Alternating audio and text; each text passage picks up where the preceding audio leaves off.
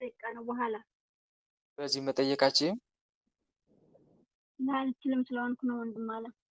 መልካም እሺ የአባቴ እናት እሺ እሺ ማዕዶት ቀጥይ ማዕዶት ወለተ ማርያም አዲስ ነኝ ስላልሽ ነው። እሺ ወንድሜ አመሰግናለሁ። እንዴት ናችሁ ቤተሰብ? እግዚአብሔር ይመስገን። እሺ ወንድሜ ያው አዲስ ነኝ ወደ መንፈሳዊ ህይወት ተገባሁ ገና ያኔ አንድ ኤርፎን ሶስት ንቀይ ወር አራት ወር። እሺ አይሰማም አይሰማም ይሰማል። ቀጥይ መንፈሳዊ ህይወት ውስጥ ከገባሁ ማለት ነው አንድ 3 ወር 4 ወር ነው የሚሆነኝ።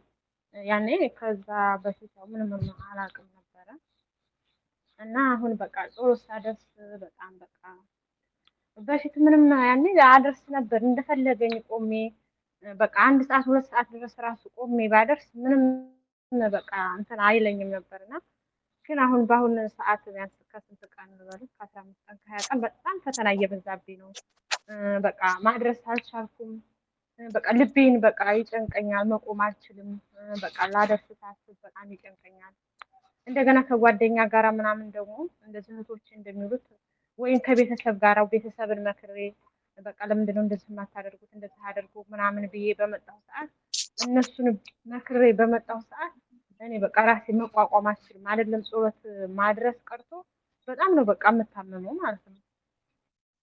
እና ጸሎት በማደርስ ሰዓት በአንድ እጄ መጽሐፌን ይዤ በአንድ እጄ ጨርቅ ይዤ ነው ማለት ነው። በቃ ከየት አመጣው አልልም። በቃ ለሀጼን በቃ ባፌ ጥቅ የሚያደርገው ከየት እንደሚያመጣው በቃ አላውቅም።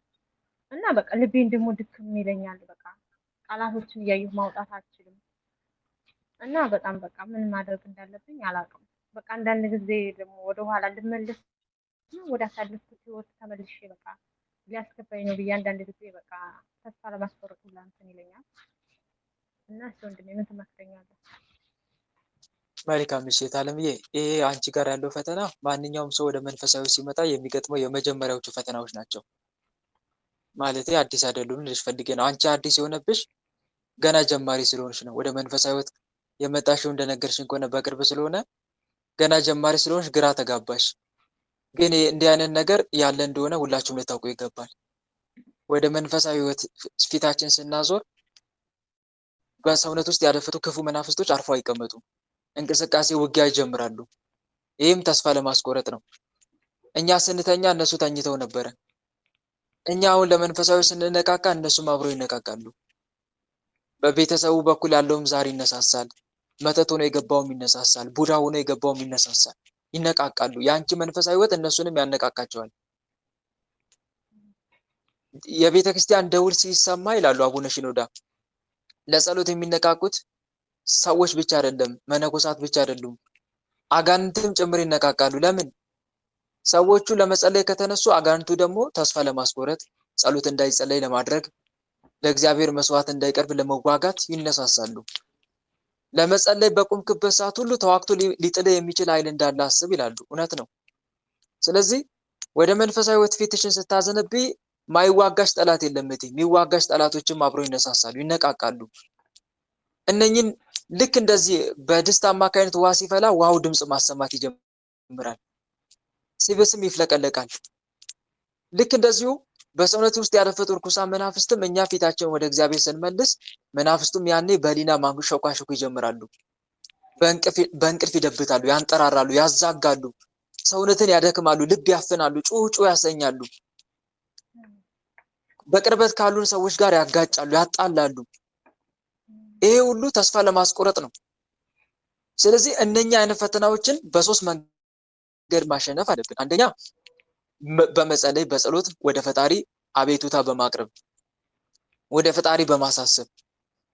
ምክንያቱም እግዚአብሔር በጨነቀ ጊዜ ጥራኝ እደርስልሃለሁ ብሏልና። በጨነቀ ጊዜ ጥራኝ እደርስልሃለሁ፣ በመከራ ጊዜ ጥራኝ አድንሃለሁ ብሏል። ስለዚህ በጸሎት በማሳሰብ ነው የመጀመሪያው። ሁለተኛ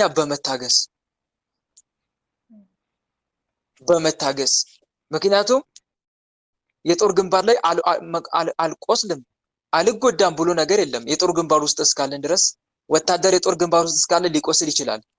ስለዚህ መታገስ። ሶስተኛ ደግሞ መዋጋት። መናፍስቶችን መዋጋት ማለት መቁጠሪያ እጅሽ ላይ አለ። መቁጠሪያ ትጠቀሚያለሽ? አልጠቀምም ወንድሜ። እሱ ነው ችግሩ። አጋንንትን ሲያዩልብሽ በፈተና ስርዓት አታስይዣቸው ማለት ነው። ስርዓት ያዙ አትያቸውም። መቁጠሪያ ማለት ስርዓት ማስያዣ ነው አጋንንትን። እኛ ወደ መንፈሳዊ ህይወት ስንመጣ ለምን መንፈሳዊ ህይወት ጀመራችሁ ብለው የሚነቃቁብንን እርኩሳን መናፍስትን ልክ ማስገቢያ መቁጠሪያ ነው።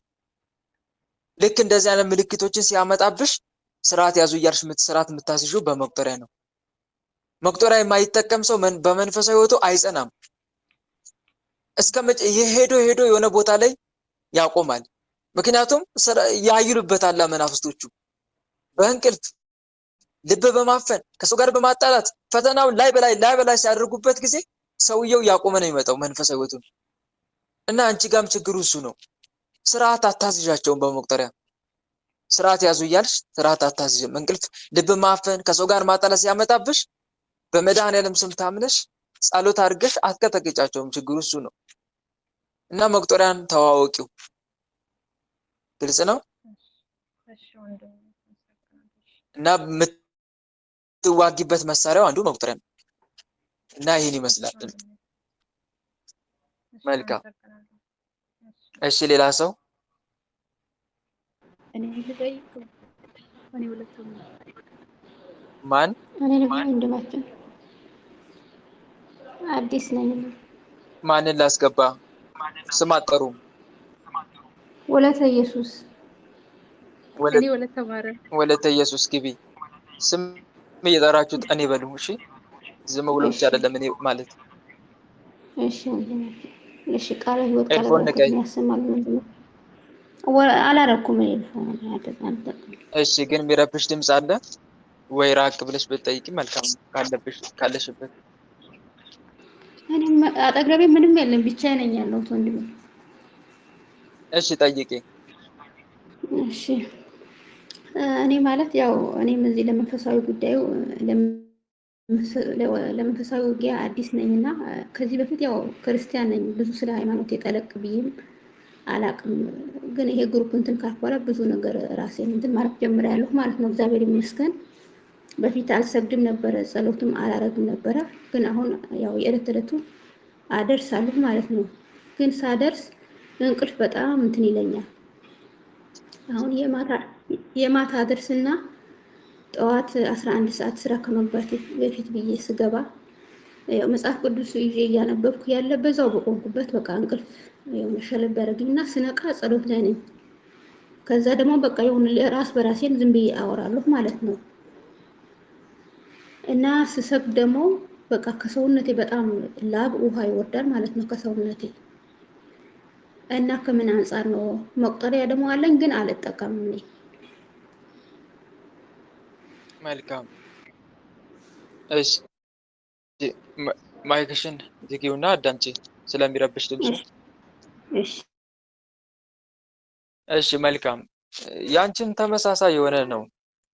አሁን ከጠየቀችዋ እህታችን ጋር ተመሳሳይ የሆነ ጥያቄ ነው የጠየቅሽው። በእንቅልፍ እየተቸገርኩ ነው። እናም መንፈሳዊ ህይወት ከጀመርኩኝ በቅርቡ ነው። እናም እንዲህ አይነት ፈተና እየመጣ ነው። በውስጤም እንደዚሁ አይነት ነገር አለ፣ ሀሳብ ይመላለሳል። እንዲህ አይነት ነገር ነው።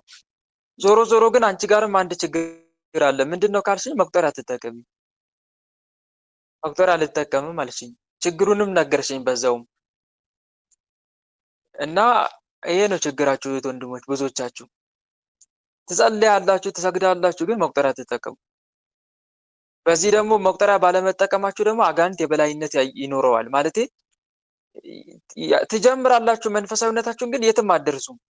የሆነ ቦታ ላይ ታቆማላችሁ። ለምን? ፈተናው ይበዛባችኋል። እንቅልፉን መቋቋም አትችሉም። ልብ ድካሙን መቋቋም አትችሉም።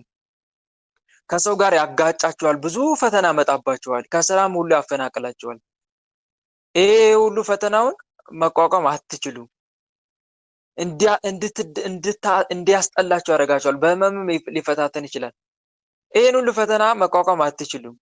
ከዛ ታቆማላችሁ። እኔ እኮ ድሮ ጀምሬ የነበረ መንፈሳዊ ህይወት መጸለይ መስገድ ጀምሬ ነበር፣ አቋረጥኩ።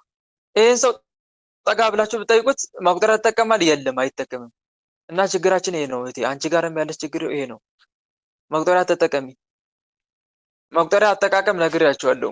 መጀመሪያ ጸሎት ይቀድማል። አንድ መልክ ጸሎት ጸልዩ። የአጋዕዝተ ዓለም ሥላሴ መልክ ጸልያችሁ መቀጥቀጥ ትችላላችሁ። የቸሩ መድኃኔዓለምን መልክ ጸልያችሁ መቀጥቀጥ ትችላላችሁ። መጀመሪያ አሳስቡ። የመልኩን ባለቤት አሳስቡ እንዲይዝላችሁ። በስሙ ቀጥቅጡ። ስትቀጠቅጡ ይይዝላችኋል። በእምነት ካደረጋችሁት ይይዝላችኋል። ስርዓት እንዲያስይዝላችሁ ከሆነ ስርዓት እንዲያስይዝላችሁ ስርዓት ያዝ እያላችሁ መቀጥቀጥ። እንዲያጋልጥላችሁ ከሆነ አጋልጥልኝ ብላችሁ መቀጥቀጥ። እንዲሸኝላችሁ ከሆነ ሸኝልኝ ብላችሁ መቀጥቀጥ። ይሄ ነው። ስለዚህ መቁጠሪያ አትጠቀሚ እህቴ፣ አንቺ ጋርም ችግሩ እሱ ነው። እና መቁጠሪያ ተጠቀሚ። በመጣብሽ ፈተና ደግሞ አትደናቀጪ። ምክንያቱም ወደ መንፈሳዊ ሕይወት የሚገባ ሰው የሚገጥመው ፈተና እንደነኛ አይነት ነገሮች ስለሆነ ማለት ነው። ከጠላት ጋር ውጊያ ጀምረን የትኛው ጠላት ነው እጅ በደረት አድርጎ የሚመለከተን? በዓለም እስካላችሁ ፈተና አለባችሁ ብሏል እኮ ጌታ። ስለዚህ ፈተና አለ እና መደናገጥ አያስፈልግም። በሚገጥመን ጉዳይ አምላክን በርዕስ ማናገር ነው በጸሎት። ከዛም በመቁጠሪያ መናፍስቱ መዋጋት ነው። ሶስተኛ መታገስ ነው ነገሮች እስኪስተካከሉ ድረስ። አንዳንድ ፈተናዎች ስቴብል ሆነው ይቀጥላሉ። ለምን? ዋጋ እንድናገኝባቸው፣ ውጊያ እንድንማርባቸው ነው። አንዳንዴ እየቀጠቀጣቸውም እየሰገዳቸውም እየተቃወማቸው ፈተናዎቹ ረገብ ላይሉ ይችላሉ። ለምን? ከውጊያው እንድንማር ነው። እግዚአብሔር አምላክ ከውጊያው ትምህርት እንድንወስድ ነው፣ እንድንቀስም ነው። መፈተናችን ለበጎ ስለሆነ ማለት ነው። እና እነኚህ ነገሮች እወቋቸው ለማለት ፈልጌ ነው። እሺ ወለተ ኢየሱስ፣ አንቺም ተመሳሳይ ነው። ያንቺም ችግር ልክ እንደ ማዕዶት ወለተ ማርያም ነው። አዲስ ጀማሪ ነኝ ብለሻል። መቁጠሪያ ተጠቀሚ፣ በጸሎት አሳስቢ፣ በመቁጠሪያ ተቃዋሚ፣ ሶስተኛ ታገሺ። ግልጽ ነው። ይሄን ይመስላል። እሺ ሌላ ጥያቄ? የንጉሱ ልጅ ነኝ ግን እኔ ብቻ ነው እያላችሁ ያላችሁት። አረ በድንግል ስማችሁን የጠራችሁ ተናገሩ። የንጉሱ ልጅ ቃለ በረከት ያሰማልኝ። እሺ ቀጥይ። እኔም የምጠይቀው ሰይፈ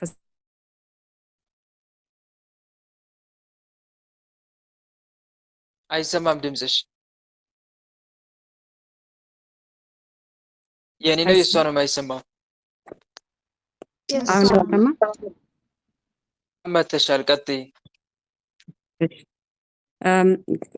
ከሰይፈ ሥላሴ ዘዘውትር የቀዳሜ ላይ የሚለው ከዘማዊ ሰው ጎሮሮ ወተት ይፈልቃል ከከንፈሩም ማር ወለላ ጠብ ይላል ይላል። ከዘማዊ እንዴት ብዬ ይሄ ጥያቄ ይመጣብኛል። አሳሳሽ ቃል ይመጣል ማለት ነው። በሌላ አነጋገር አሳሳሽ ነው። ከዘማዊው ወይም ከዘማዊቷ የሚወጣው ቃል ጻድቁን እስኪያሳስት ድረስ በጣም አሳሳች የሆነ ቃል ነው። ወይም ደግሞ ማርነቱ ለዛ ለሚሰማው አካል ነው። ግልጽ ነው አይደል? ማርነቱ ለማን ነው? ወተትነቱ ለማን ነው? ለሚታልለው ሰው ነው። ግልጽ ነው አይደል? እውነት ነው። ለሱ ማር ነው የሚለው እኮ። አሁን አንድ ዘማዊ አንድን ወንድ አንድን ሴት ሊያታልላት ቢሞክር ልቧን ቅልጥ አደረገው የኔ ፍቅር እያለ በቃ የሆነ ለኔ እኮ ቸኮሌት ነሽ ስላት ልቧ ይፈሳል። ፀሐይዋን ባየው ቁጥር እኮ አንቺ ነሽ ትዝ የምትይኝ ቢላት ልጅቷ የለችም። እውነት ይመስላታል፣ ይሞቃታል። በቃ ከዛ በኋላ የምትሆነውን አታውቅም ማለት ነው። እውነት ይመስላታል የሚያወራት ሁሉ ማለት ነው። እንደዚህ አይነት ነገር ከአፋቸው ይፈሳል ነው ዞሮ ዞሮ። ኦኬ እሺ፣ አመሰግናለሁ።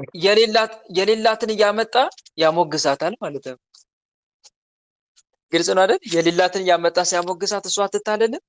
አንዳንድ ወንዶች እኮ አሉ የሆነ የሚያሳስት የሆነ ንግግር የሚናገሩ በተለይ ወንዶችም አሉ ሴቶችም አሉ። ግን አሁን ለምሳሌ እንደዚህ የሚሉ አሉ፣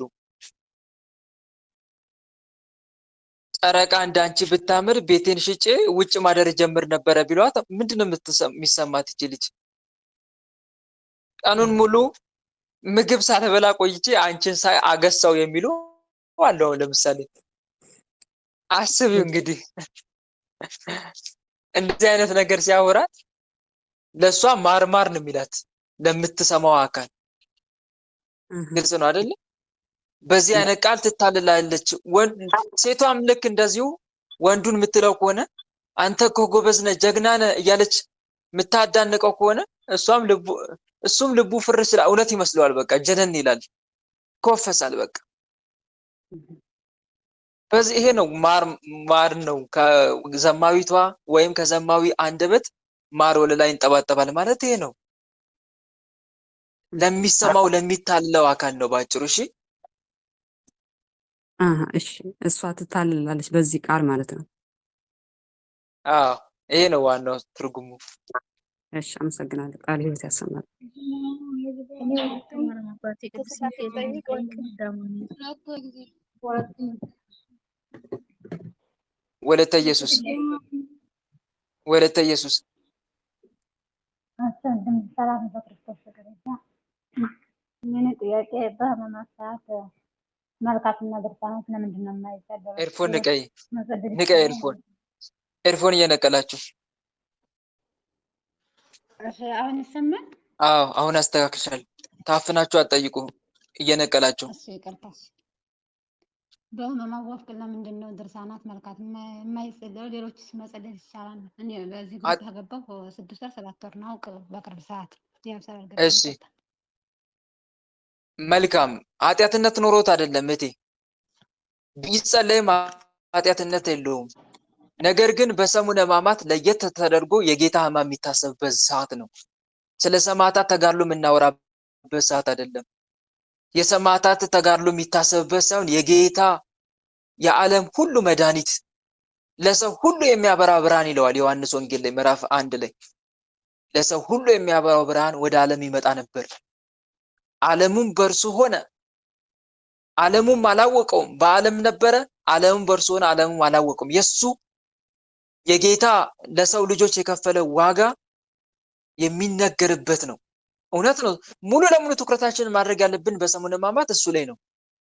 ስለነ ሰማዕቱ ቅዱስ ጊዮርጊስ ተጋድሎ የሚታሰብበት አይደለም። እንኳን እህቴ እንደነኛ ነገሮች ላይ ልናተኩር ይቅርና ቅዳሴ ሁሉ የለም። የሰማዕታት በዓል ሁሉ አይከበርም። ለምን? የጌታ ሕማም ነው የሚታሰበው።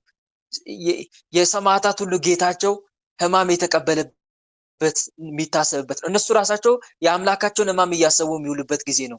ሰማዕታቱ ራሱ መላእክቱ ራሱ እነ ቅዱሳን መላእክት እንደ ሻሽ አልተነጠፉም በጌታ መስቀል ግርጌ ላይ ጌታ በተሰቀለበት ጊዜ ንገረኝ እስቲ። እንደ ሻሽ አልተነጠፉም? ቅዱስ ሚካኤል ራሱን አዘነበለ አልተባለ? ሊቀ መላእክት ቅዱስ ገብርኤል አምላኩን በደም ተሸፍኖ ሰውነቱ አይቶ የቁጣ ሰይፉን መዘዛ ሲባል አልሰማሽም?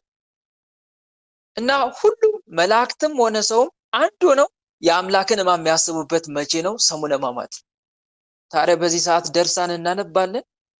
የትኛውን መልአክ ድርሳን ነው የምናነበው? በዚህ ሰዓት ገድል እናነባለን? እና ለዚህ ነው እሺ ኃጢአትነት ኖሮት ሳይሆን የአምላክን ሕማም እያሰብን እንድናሳልፍ ነው። እውነት ነው። ሙሉ ሕሊናችን ከዓለማዊ ሁሉ ነገር ተለይቶ ሙሉ በቃ ሙሉ ለሙሉ ስራ ትተን ሲባል አሁን ለምሳሌ በንጉስ ቆስጠንጢኖስ ዘመን ንጉስ ቆስጠንጢኖስ አዞ ነበር ሰው ሁሉ ስራ ትቶ የጌታውን ሕማም እንዲያስብ በዛ ሰዓት እንደዚህ ሕግ ተደንግጎ ነበረ። በሰሙነ ሕማማት ላይ በፍትሐ ነገሥት ላይም ታዟል። እንደውም በ3 ሰዓት በ6 ሰዓት ደውል ይደወላል ቤተክርስቲያን እንደ ሕጉ ከሆነ ዲያቆኑ ደውል ይመታል ቃጭል እየዞረ ቤተክርስቲያኑን ኑ እያለ ማለት ነው ህዝቡን ግብረ ሕማማት እንዲያዳምጡ። ከዛ በኋላ በየሰዓቱ ያሰናብታል ህዝቡን ሆሩ በሰላም ውስተ አብያቲክሙ እያለ ደግሞ አሁን ለምሳሌ በ6 ሰዓት ካሰናበተ የ6 ሰዓት ከተደረሰ በኋላ ለ9 ሰዓት ደግሞ ይጠራቸዋል። ቀን ቀን ብቻ እኮ አይደለም ሌሊትም ጭምር። ቀን ቀን ብቻ መሰላችሁ? አሁን በቤተክርስቲያን እንደ በሀገራችን በኢትዮጵያ አብዛኛው ቦታ ቀን ቀን ነው አይደለ? እስከ 9 ሰዓት እስከ 12 ሰዓት ሰሙነ ሕማማት ይደረግና ተዘግቶ ነው አይደል የሚኬደው? ግን እኮ አለ የ3 ሰዓት ምሽት አለ፣ የ6 ሰዓት ሌሊት አለ፣ የ9 ሰዓት አለ። ግብረ ሕማማት ላይ እዩት። ሌሊት በ3 ሰዓት የሚነበብ ምሽት በ3 ሰዓት ሌሊት በ9 ሰዓት በ6 ሰዓት የሚነበብ ይላል። እንደገና በ12 ሰዓት ሙሉ በቃ ሰው ሁሉ ዓለማዊ ነገሩን ትቶ የአምላኩን ሕማም እያሰበ የሚሰግድበት ሰዓት ደግሞ ከሁሉም በጣም በጥብቅ የሚጸለይ ጸሎት ምንድነው ካላችሁ በየቀኑ 150ውንም መዝሙረ ዳዊት ነው። አሁን መዝሙረ ዳዊት በሰሙነ ሕማማት በየሰዓቱ 150 ይጸልያል። በየሰዓቱ 12 ሰዓት ላይ 150 ይታደላል መዝሙረ ዳዊት 10 ምዕራፍ ለእያንዳንዱ ካህን እና ዲያቆን እዛ ላይ ተሰበሰቡት ይታደላል። ለእያንዳንዱ ማለት ነው። እንደገና መዝሙረ ዳዊት ከተጸለየ በኋላ ነው ወደ ንባብ የሚገባው። እንደገና የ6 ሰዓት ላይ 150 ይጸልያል ይታደላል 10 ለእያንዳንዱ ካህናት። ሁሉም 10 ይጨርሱና ከዛ ወደ ንባብ ይገባል። ኦሪት ንባብ አለ፣ የነቢያት ትንቢት አለ፣ ስለ ክርስቶስ የተናገሩት ነገር እየተፈለገ አሁን ከኦሪት ሙሴ ስለ ክርስቶስ ጽፏል፣ ከዛ ውስጥ ይወጣል። ሙሴ ኤርትራ ባህር እንዳሻገረ ይሄ አሁን ክርስቶስ የከፈለው ባጭሩ የሙሴ ተግባር ክርስቶስ የሚያደርገው ለድነት ስራ ምሳሌው ነው።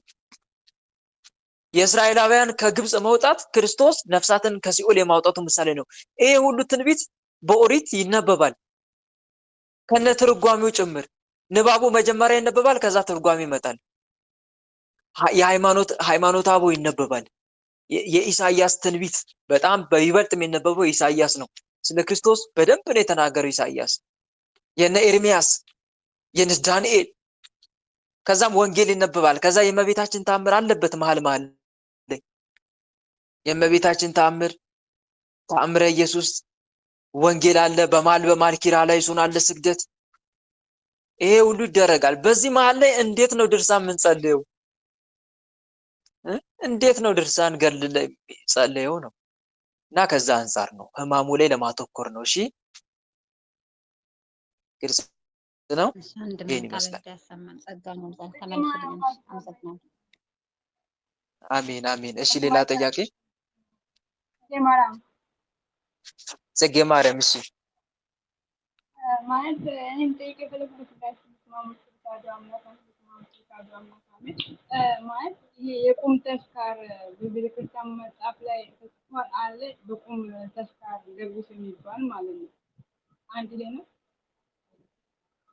አንድ ብቻ ነው የሚጠየቀው። እቴ የቁም ተስካር የሚባለው ለመነኮሳት ነው በዋናነት። እሺ እና ይቅርታ እና ደግሞ አብሮ የምሰራ ልጅ መንፈሱ ሪፕ ነው ማድረግ ጋር ነው የሚለው የቅዱስ ገብርኤልን ብር ወሰደች። ሁለት እየደረብሽ ነው ጥያቄውን እቴ እየደረብሽ ነው? አዎ ሌላ አንድ ጥያቄ አጭር ነው ደግሞ ይሄ ማለት እኮ አንዱ ምርጫ አንድ ጥያቄ ነው ያልኩኝ አይደለ? አንገብጋቢ ብትዩ መርጠሽ አንድ ጠይቄ፣ እኔም አንድ ብቻ ነው መልስልሽ። የትኛውን ልመልስልሽ? ማለት እኔ ያው መንፈሱ እኔና ልጅ አንድ የሆነች ልጅ አለች አብሬ የምሰራው ፊሊፒናት። ኤርፎን ግን ንቀይ እስቲ። ኤርፎን ካልነቀሽ ንቀይ።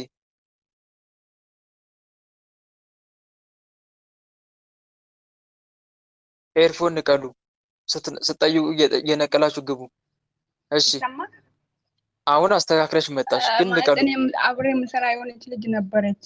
አብሬ የምሰራ ልጅ ፊሊፒን ናት እና ከኔ ጋር የሄደው ነው የሚጸራረኝ፣ በጣም ይጸራረኝ እና ደግሞ የቅዱስ ገብርኤል ብር ያስቀመጥኩት ስላድኖ ውስጥ ያስቀመጥኩት ወደቀብኝ። ሲወድቅብኝ ወስደሻል አላየሽም ስላት አላየሁም ማለችኝ። ከዛም በቃ ተይው እኔ የቅዱስ ገብርኤል ሰጥቼዋለሁ፣ የቅዱስ ገብርኤል ነው የኔ አይደለም አልኳት። ከዛ አሁን መንፈሱ ራሷ ላይ ያሉ እኔ የወሰድኩት ሪፕ ነው ማደርጋት እኔ ሪፕ ነው ማደርጋት እያለ ነው እና ሰዎቹ ጋርም እንደዛ እያለ ምንድን ማደርጋት ሪፕ ነው ገላታለሁ ይላል። ሪፕ አደርጋታለሁ። ብር ነበረ። እስቲ ግልጽ አድርግልኝ። ብር ነበረ፣ ብሩን ጠፋ። ማን የወሰደው አልሽ አንቺ? የት ሄደች? አዎ ማን የወሰደው ስላት አላየውም አለችኝ። ወርቋ ወስዳ ነው እና ደግሞ ወስዳ ለሌላ ሰው ስትሰጥም አይቻለሁ በዓይኔ ማለት ነው። ግን አልወሰድኩም አለችኝ። ከዛ ወስዳ አላየሁም ስትለኝ አይ በቃ ለቅዱስ ለሌላ ሰው ስትሰጥ ለምን ሰጠች ለሌላ ሰው? ራሷን የሰጠችው እኔ አይደለም፣ ራሷን የሰጠችው ስትሰጥም እኮ ለምንድን አይቻለሁ። ብሩ ማለት በቃ ውስጥ ያወቀ የራሴ ብር እንደሆነ ውስጥ ያወቀ ለሰው ስትሰጥም አይቻለሁ። ከዛ አሁን መንፈሱ እሷ ላይ ያደረው ሪፕ አደርጋታለሁ ነው የሚለው። እሺ እና የአንቺ ጥያቄ እዚህ ጋር ምንድን ነው? ማለት መንፈሱ ከኔ ጋር እየሄደ ይጸራረኛል በጣም በስራ ላይም በቃ እንትን ይለኛል፣ ይዋጋኛል። ከኔ ወደ እሷ የሄደ ነው ወይስ ከእሷ ወደ እኔ መጣ ነው የሚዋጋኝ? እና በቃ ጥያቄ ላይ ስራ ላይም አንስማማም። መልካም እታለምዬ፣ ከኔ የመጣ ከእሷ የመጣ ብለን አንለይም። አሁን እዚህ ጋር ከአንቺም የመጣው ይዋጋል፣ ከእሷ ጋርም ያለው ይዋጋል፣ ይናበባሉ። ይሄ ከአንቺ የመጣ ነው፣ ይሄ ከእሷ የመጣ ነው ብለን አንለይም። ሁለቱም ጋር ያሉት አላማቸው አንድ ነው። ግልጽ ነው። አንቺ ጋርም ያለው ስራው ይሰራል፣ እሷ ጋርም ያለው ስራውን ይሰራል እየተናበቡ። ምናልባት እዚህ ጋር አላማቸው የነኚህ መናፍስት ማጣላት ማጋጨት ሊሆን ይችላል። ግልጽ ነው። ማጣላት ማጋጨት፣ አንቺ በእሷ እንድትናደጂ ቂም እንድትይዢ እንዴት እንዲህ ታደርጋለች ብለሽ እንድትነሳሽባት እቺ ያወቀሽ ነው እንዲህ ያደረገች እንድትይም ሊሆን ይችላል። ግልጽ ነው። እና አንዱ ይሄ ነው። ኦኬ ብሩን እኔ ማለት እሷ ወስደዋለች እና እኔ ከራሴ ላስቀምጥ ወይስ እኔ አላስቀምጥም ብዬ እኔ ዝም አልኩት? ይኸውልሽ እታለምዬ፣ እንዲህ አይነት ነገር ሲፈጠር በተለይ በአይን አይተሻት ከሆነ እንደ እህትነት ቁጭ አድርገሽ መምከር። ለምሳሌ መንፈሱን ገስጪው፣ መጀመሪያ እሱን ገስጪው። ግልጽ ነው አይደል? እሱ ይታሰር፣ ከዛ ወደ ራሷ ትመለሳለች አይደለ? ወደ ራሷ ስትመለስ እህቴ ይቅርታ እያልሽ እኔ ይህንን መናገሬ አንቺ ላይ ተቆጥቼ አይደለም፣ ወንድም ቢበድል ገስጸው ቢጸጸትም ይቅር በለው የሚል ቃል አለ አይደለ? ያንን ቃል አስቤ ነው እና በዚህ ቆይ ስሚኝ፣ መንፈሱ ሰውሮሽውን አላውቅም፣ ግን ብሩን አንስተሽ ለሰው ስትሰጪ አይቼ ነበረ እና ከምን አንጻር ነው እንዴት ልታደርጊ ይቻልሽ? ችግር የለውም። እኔ ይህንን የምልሽ ተቀይምሽ አይደለም። ነገር ግን የመንፈሱ ሴራም ሊሆን ይችላል። ነገር ግን እንዲህ ያደረግሽ ነበረ ታውቆሻል ወይስ ልብሽ ተሰውሮ ነበር? ሰውሮም ያደርጋልና መንፈስ እንዲህ ያልሽ ጠይቂያት በስነ ስርዓት። ግልጽ ነው አይደለም? ኦኬ። አይ ማለት እሷ መታመን ፊሊፒን አይደል መታመን ስላልሆነች ለቤተክርስቲያን ያስቀመጥኩ ብያታለሁ። ከዛ አይ አላየሁም ስትለኝ በቃ ቅዱስ ገብርኤል ነው እኔ እሱ ስላልፈለገ ነው የወሰድሽው፣ እሱ አልፈለገም፣ ቅዱስ ገብርኤል አልፈለገም አልኳት። አሁን በምትሄድበት ሪፕ አረጋታለሁ ነው የሚለው መንፈሱ ከላው። እሱን አትስሚው፣ መንፈሱን አትስሚው። ይሄ መንፈሱ የሚያወራው በማል የሚናገራቸው ቋንቋዎች ለሱ ጆሮ አትስጪ። አንድ ግልጽ ነው አይደል? ለሱ ጆሮ መስጠት የለብሽም። ግን ማድረግ ያለብሽን ማድረግ ነው ከአንቺ የሚጠበቀው። ቅዱስ ገብርኤል አልፈቀደ ይሆናል እንደዛ ብለሽም ማሰብ አይደለም። እንደዚህ ተብሎም አይታሰብም። ግልጽ ነው አይደል? ነገር ግን እቺ ልጅ 50% ናት ማለቴ መንፈሱ ይሰውራታል። ይሄን ተረድተሽዋል።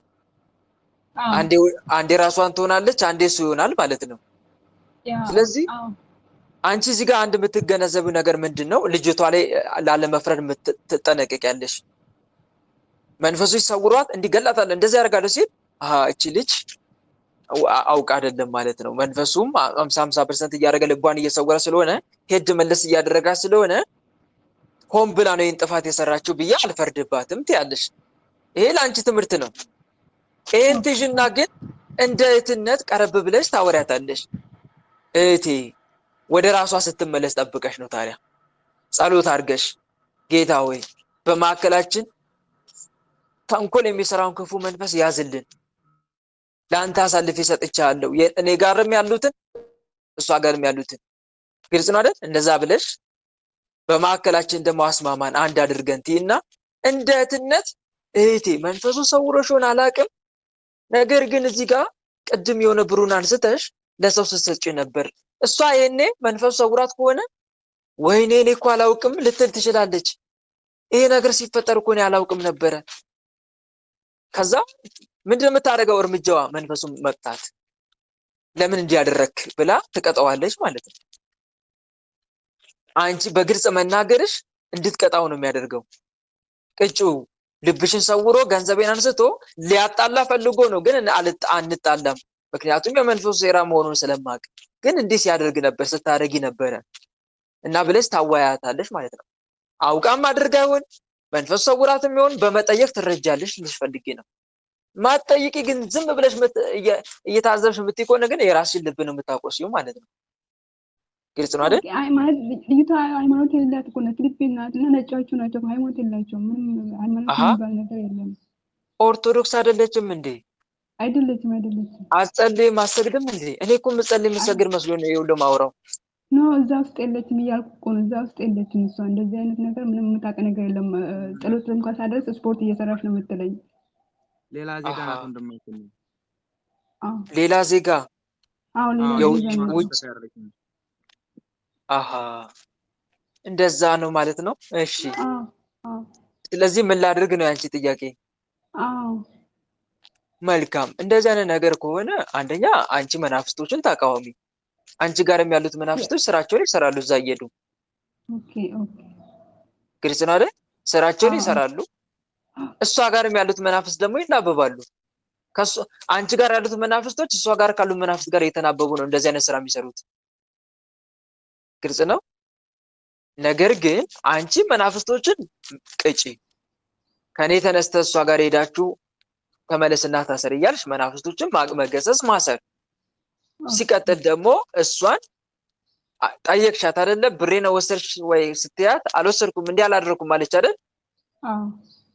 አንቺ ግን ማየትሽን መረጃ ቢኖር በዚህ አሪፍ ነው። ለምሳሌ ስትወስድ ካየሽ የሆነ ነገር ብትቀርጪ እንደዚህ አይነት ነገር ለመጠየቅ ማለት ነው። ለመጠየቅ ስትወስድ አላየሁም፣ ግን ለሌላ ሰው ስትሰጥ አይቻለሁ። ውስጤን ያወቀው ነው። ለጓደኛ ስትሰጥ አይቻለሁ ስጦታ ብላ። ስትወስድ አላየሁም፣ ነገር ግን ለሌላ ሰው ስትሰጥ አይቻለሁ። አዎ እኔ ጋር ነው የሰጠችው ለሌላ ሰው። ስለዚህ በቂ ማስረጃ የለሽም ማለት ነው እሷ እንደወሰደች። የለኝም ማለት እኔና ጥርጣሬ ነው ማለት ነው። እኔና ጥርጣሬ ብቻ ያለ ነው። እኔና እሷ ብቻ ያለ ነው ክላሳችን ውስጥ ማንም የሚገባ የለም። ስለዚህ መናፍስቶችን መቃወም ነው ከአንቺ የሚጠበቀው። ግልጽ ነው።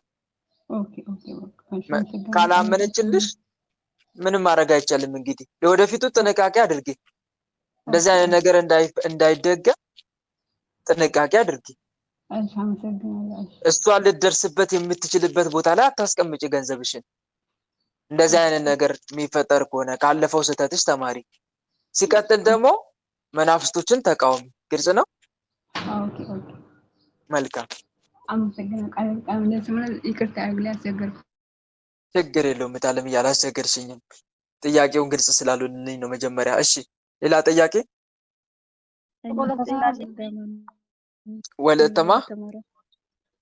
ወለተ ማርያም። እሺ እሺ እግዚአብሔር ይስጥልኝ ወንድም። እኔ ሰሞኑን ከእህቶቼ ጋር ሰግድ ነበረ ሲል ሙሉ ስግደት እሰግዳለሁ። አሁንና አንድ ሳምንት መስገድ አቃተኝ። ብቻዬን ክፍል ውስጥ መስገድ አቃተኝ። ድሮ እንደዚህ መተት ምናምን ሲመጣ አውቃለሁ። በበረሮ ነው የሚመጣው እኔ ጋር። ያ በረሮ እንዳይመጣ ቅዱስ ሚካኤል እየለምኜ እንዳታሳይኝ ብዬ አላሳይኝ። አሁን ግን 2 ቀን ወንድ ተመስሎ አብሮኝ አደረ። እኔ ጥላ ከኔ የነበረ ይሁን የተላከ ይሁን ግራ ገባኝ። ከዛ አሁን ሰውነቴ ዝሎ መስገድ አልችልም፣ መጸለይም አልችልም። እንዲህ ስርስር አልኩ። አሁን ራሱ ቅዱስ ሚካኤልን ደርሳን ቀጥቅጭ ምን ብዬ ነው እንትን ያልኩት እና ምን ላርግ? ምን እርምጃ ልውሰድ? ወልደ አማኑኤል አባቴ 3ቱ ነገሮች ላይ አጥብቀሽ ስሪ። አሁንም የመጀመሪያ ማሳሰብ በጸሎት እንዲይዝልሽ አጥብቆ መጠየቅ። ሁለተኛ ሲቀጥል መናፍስቶችን በተለይ ስራቸውን እየተመለከትሽ፣ ለምሳሌ ተገናኘኝ ነው አይደል ያልሽው? የተገናኘኝ ያልሽ ተቀጠቅጫለሽ። ምን ያልክ? የተገናኘኝ በበረሮ ተመስሎ ሲመጣ በበረሮ ተመስለ ይመጣ። እያንዳንዳቸውን ስራቸውን ተመልክተሽ በስራቸው ቀጥቅጫቸው። አንድ ግልጽ ነው አይደል? ሁለተኛ መንፈሳዊ ህይወትሽን ማጠናከር። ዓለም በእርግጥ ከባድ ነው፣ እንዳሰግጂ ነው፣ ይፈታተናል፣ እጅ ጉልበትሽን ይይዛል። ቢሆንም መጽናት ግን ያስፈልጋል። እስከ መጨረሻው የሚጸና እርሱ ይድናልና ተብሎ እንደተጻፉ ያታግላል። የሚያታግለው ግን ለጊዜው ነው። እሺ እሺ እሺ የሚያታግለው አሁን ለምን? ለጊዜው አዎ ነው። እሺ ደግሞም አንድ የሚታደስ መናፍስቶችም ይኖራሉ። መተት ካለ ደግሞ ይታደሳል። ሲታደስ ነው የምንዳከመው ብዙን ጊዜ። አዎ አንድ ሳምንት ይሆናል እኮ አንዳንዴ ውዳሴ ማርያም ሳላደርስ አልውልም ነበረ በፊት። እሺ ሌላም ጸሎት አደርሳለሁ። ከዛ አሁን አሁን ውዳሴ ለምሳሌ ማርያም መተተኞች ምን ያደርጋሉ መሰለሽ እህቴ? መተት እሺ ካለ ለምሳሌ እድሏን ውሰድ የተባለ ወይም ገንዘቧን ስለብ የተባለ መተት ካለ አንቺም ጸሎትሽ እየተጠናከረ ሲመጣ አጋንንቱ ስራ መስራት አይችልም፣ መስለብ አይችልም፣ እድልሽን መዝጋት አይችልም። እየደከመ ይመጣል። ከዛ ሄዶ ያቃጥራል። ለማ ለላኪዎቹ ማለት ነው። ምንም ማድረግ አልቻልኩም ይላል። ልክ ቆጵሪያኖስ መንፈስ ልኮ አልነበረም ወደ ዮስቴና፣ ቅድስት ዮስቴና። አዎ አዎ ከዛ አጥብቃ ትጸልይ ነበረ። ከዛ ምንም ማድረግ አልቻሉም አጋንንቶች። ሄደው ለቆጵሪያኖስ አቃጠሩ። እንዴት ነው እሷ ማምጣት አልቻላችሁም ሲል፣ አዎ አልቻልንም። ምን ነው? በርትታ ስለምትጸልይ ነው። ልክ እንደዚሁ የተላኩት መተት መናፍስትም ሄደው ያቃጥራሉ፣ ለመታሹ አካል ማለት ነው። መስለብ አልቻላችሁም? አዎ። ምን ነው? አሁን ወደ ጸሎት ፊቷን አዘንብላለች ይለዋሉ። ሄደው ምን ብላለች? ፊቷን ወደ ጸሎት ወደ ስግደት መልሳለች። እንደ ድሮ ዘፈን አታዳምጥም፣ እንደ ድሮ አትዘሙትም፣ እንደ ድሮ ጾም አትሽርም፣ እንደ ድሮ ስግደት አታቋርጥም። አሁን በርትታ እየጸለየችብን ነው፣ እኛም መስለብ አልቻልንም ይላሉ ሄደው። የዚህን ሰዓት መጣችሁ አቅጣጫ እንትን የሆነ አላማውን ቀየር አድርጎ ይልካል። አሁን መንፈስ ያድስ ምን ብሎ አሃ በመጸለያዋ ነው አይደለ መስለብ ያልቻላችሁት? በመስገዷ ነው አይደለ? ከዘፈን በመራቋ ነው አይደል? ከዝሙት ህይወት በመውጣቷ ነው አይደለ? በሉ አሁን ሂዱና ጸሎት እንዳትጸልይ አድርጉ ብሎ ተልኮ ይሰጣቸዋል። ግብር ገብሮ፣ ግልጽ ነው። ግብር ገብሮ አጋንንት ጨምሮ ይልካል። ምን አድርጉ ብሎ? እንዳትሰግድ ጉልበቷ ላይ ተቀመጡ፣ እንዳትጸልይ አይኗ ላይ ተቀመጡና እንቅልፍ ልቀቁባት፣ ትከሻዋ ላይ ሆኑና ክብድ በሉባት፣ የሆነ ድንጋይ የተሸከመች እንዲመስላት አድርጓት ይላል። ሄድና ይልካል እንደዛ ብሎ። ከዛ መናፍስቶቹ ይመጣሉ ይሄን ተልኮ ይዘው። ከዛ ከወትሮ በተለየ ሁኔታ አንቺን ይጫጫነሻል ማለት ነው። እንቅልፉ የሌለ ነው፣ አዚሙ የሌለ ከባድ ነው። ከወትሮ በተለየ ሁኔታ በዝሙት መፈተን ይመጣል። ዝሙቱ ከባድ ይሆናል። እንዴ እንደዚህ እኮ አልፈተም ነበር፣ ምን ነው ሰሞኑን የዝሙት ፍትወት አሰቃየኝሳ እንላለን። እንዴ እኮ ድሮ እንደዚህ አልፈተም ነበር፣ ምንድነው አሁን እንላለን። ምክንያቱም ተልኮ ተሰጥቷቸው መተዋላ። ከዛ ይታገላሉ፣ ያቅማቸውን ይታገላሉ። ከዛ እኛ ግራ እንጋባለን። እንዴ ምንድነው ይሄ ነገር እናለን። አዲስ ይሆንብናል ነገር፣ ዓለም ሁሉ ይደበላለቅብናል። ግን የአጋንንት ፈተና መሆኑን አውቀን አሁንም በርትተን ጌታዊ እርዳኝ ያለን ርዕስ ሰተን እያሳሰብን ከበረታንም ሱባኤ የገባን ከዛም መናፍስቶችን እያንዳንዱ ስራቸውን እየተመለከትን አሁን ለምሳሌ ተልኮ ተሰጥቷቸው መጡ አይደለ? እንቅልፍ ልቀቁባት ስንባል አሁን እኛ እዚህ ስንቀጠቅጥ እንቅልፍ የመጣብኝ ከወትሮው በተለየ ሁኔታ ወይም ደግሞ የእንቅልፍ ተልኮ ተሰጥቶ እንቅልፍ ያመጣብኝ አንሳ እንቅልፍን እያለ ስንቀጠቅጥ ምንም ስራ መስራት አይችሉም። አሁንም ይታሰራሉ። ከዛ ሄደው አሁንም ያቃጥራሉ። ምን ነው? አሁንም በርትታ እየጸለች ነው። አልቻልናትም። ጸሎቷን ስግደቷን ልናስቆም ከአቅማችን በላይ ሆናለች ልጅቷ እና በቃ ምንም ማድረግ አልቻልንም። ስለዚህ ምን ያደርጋል ሰውየው ደብተራ? አሁንም የተሻለ ግብር ይገብርና ይልካል ማለት ነው። የተሻለ ግብር ይገብርና ከበድ ያለ ግብር ይሰጣቸዋል፣ ያስደስታል። እነሱን ለማስደሰት አሁንም ሌላ ተጨማሪ መናፍስትን ይልክና ይፈታተናል ማለት ነው። እንዲህ እያደረገ ይፈታተናል።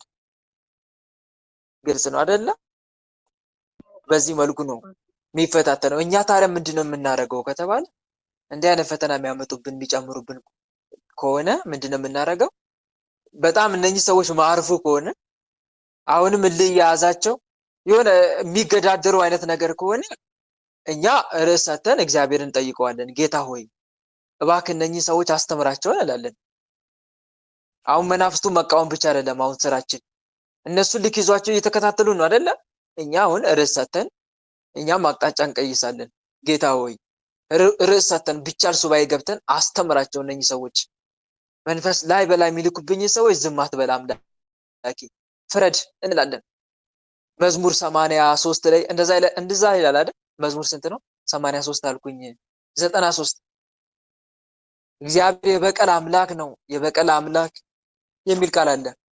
የበቀል አምላክ ወይ የምድር ፈራጆች ተነስ፣ ለትዕቢተኞች ፍዳቸውን ክፈላቸው የሚል ቃል አለ። አቤቱ ዝም አትበል የሚል ቃል አለ።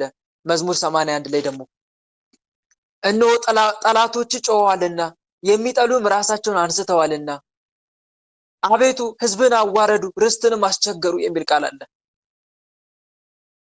አንድ ሆኖ በአንተ ላይ ተማከሩ፣ ኑ ከሕዝብ እናጥፋቸው፣ ደግሞም የእስራኤል ስም አይታሰባሉ። እስራኤል ሲል እነኛን እንዳይመስሏችሁ፣ ባለፈው በኮሜንት ጽፌላችኋለሁ። የእስራኤል ስም አይታሰበው ከክርስቶስ ልደት በፊት በእርግጥ ከአብርሃም በስጋ ለተወለዱት ነው። ከክርስቶስ ልደት በኋላ ግን አሁን ለምዕመናን ነው። እሺ ለማን ነው? ለማን ነው? ለምዕመናን ነው።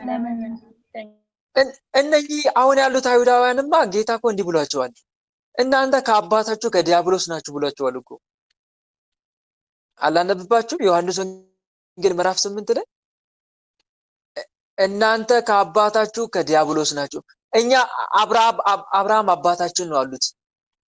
አይ አብርሃምማ አባታችሁ ቢሆን የአብርሃምን ስራ ባደረጋችሁ ነበረ አላቸው። እናንተ እኔ ልትገሉኝ ነው የምታሳድዱኝ፣ የዘላለም ሕይወትን ልሰጣችሁ መጣሁ ባልኩኝ ልትገሉኝ ታሳድዱኛላችሁ። አብርሃም እንዲህ አላደረገም አላቸው። እኛስ ከዝሙት አልተወለድንም፣ አንድ አባት አለን፣ እርሱም እግዚአብሔር ነው አሉት። እግዚአብሔርስ አባታችሁ ከሆነ በወደዳችሁ ነበረ፣ እኔ ከእግዚአብሔር ወጥቼ መጥቻለሁና እርሱ ላከኝ እንጂ ከራሴ አልመጣሁምና እያለ ነገራቸውና መጨረሻ ላይ እናንተ ከአባታችሁ ከዲያብሎስ ናችሁ፣ የአባታችሁንም ምኞት ልታደርጉ ትወዳላችሁ። እርሱ ከመጀመሪያ ነፍሰ ገዳይ ነበረ፣ እውነትም በእርሱ ስለሌለ በእውነት አልቆመም። ሐሰተኛ የሐሰትም አባት ነውና ሐሰትን ሲናገር ከራሱ ይናገራል እያለ አባታቸው ዲያብሎስ መሆኑን ተናግሯል። እና አሁን ያሉት እስራኤላውያን አባታቸው ዲያብሎስ ነው። የአባታቸው ምኞት ነው ሊፈጽሙ የሚታገሉት። አሁንም ያ ሐሳዊ መሲህ ለማምጣት ነው ሽር ጉድ የሚሉት፣ የአባታቸው ምኞት ለማስፈጸም ማለት ነው።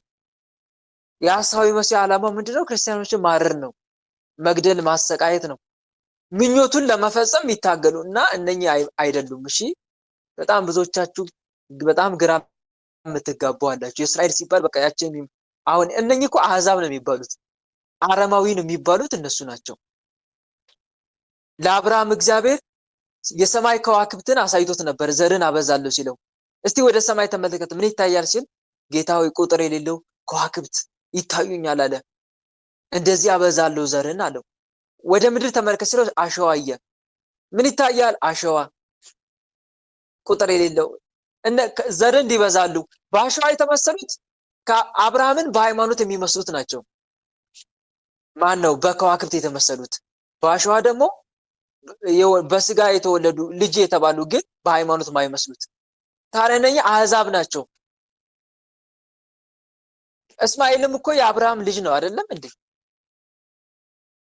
የእስማኤላውያን እኮ አሉ አረቦች፣ እነሱም የአብርሃም ዘር ናቸው እኮ ግን ልጆቹ አይደሉም። እና እስራኤል የሚባለው ስም ለሕዝበ እግዚአብሔር የሚሰጥ ነው። እሺ እግዚአብሔርን በሃይማኖት ለሚመስሉ ሰዎች የሚሰጥ ስም ነው። እና ይህንን ልንረዳ ይገባል ማለት ነው። እና ሕዝብን ኑ አንድ ሆነው በአንተ ሕዝብ ላይ ተማከሩ፣ ኑ ከሕዝብ እናጥፋቸው፣ ደግሞም የእስራኤል ስም አይታሰብ። የምዕመናን በክርስቶስ ክርስቲያን የተሰኙ የክርስቲያኖች ስም አይታሰብ ማለት ነው። አዲስ ስም እሰጣቸዋለሁ ይላል መዝሙር ትንቢተ ኢሳይያስ ምዕራፍ 55 ምዕራፍ 56 ላይ በወደፊት ለሚነሱት ህዝቤ አዲስ ስም እሰጣቸዋለሁ። ይሄ አዲስ ስም ምንድነው ከተባለ ክርስቲያን የሚል ስም እኮ ነው። በሐዋርያት ሥራ ላይ እኮ ክርስቲያኖች ክርስቲያን ተባሉ ተብሎ ተጽፏል። እና አዲስ ስም የተሰጠን እኛ ነን እስራኤላውያን የምንባለው ልላችሁ ፈልጌ ነው። እሺ ክርስቲያን የተሰኘን ማለት ነው።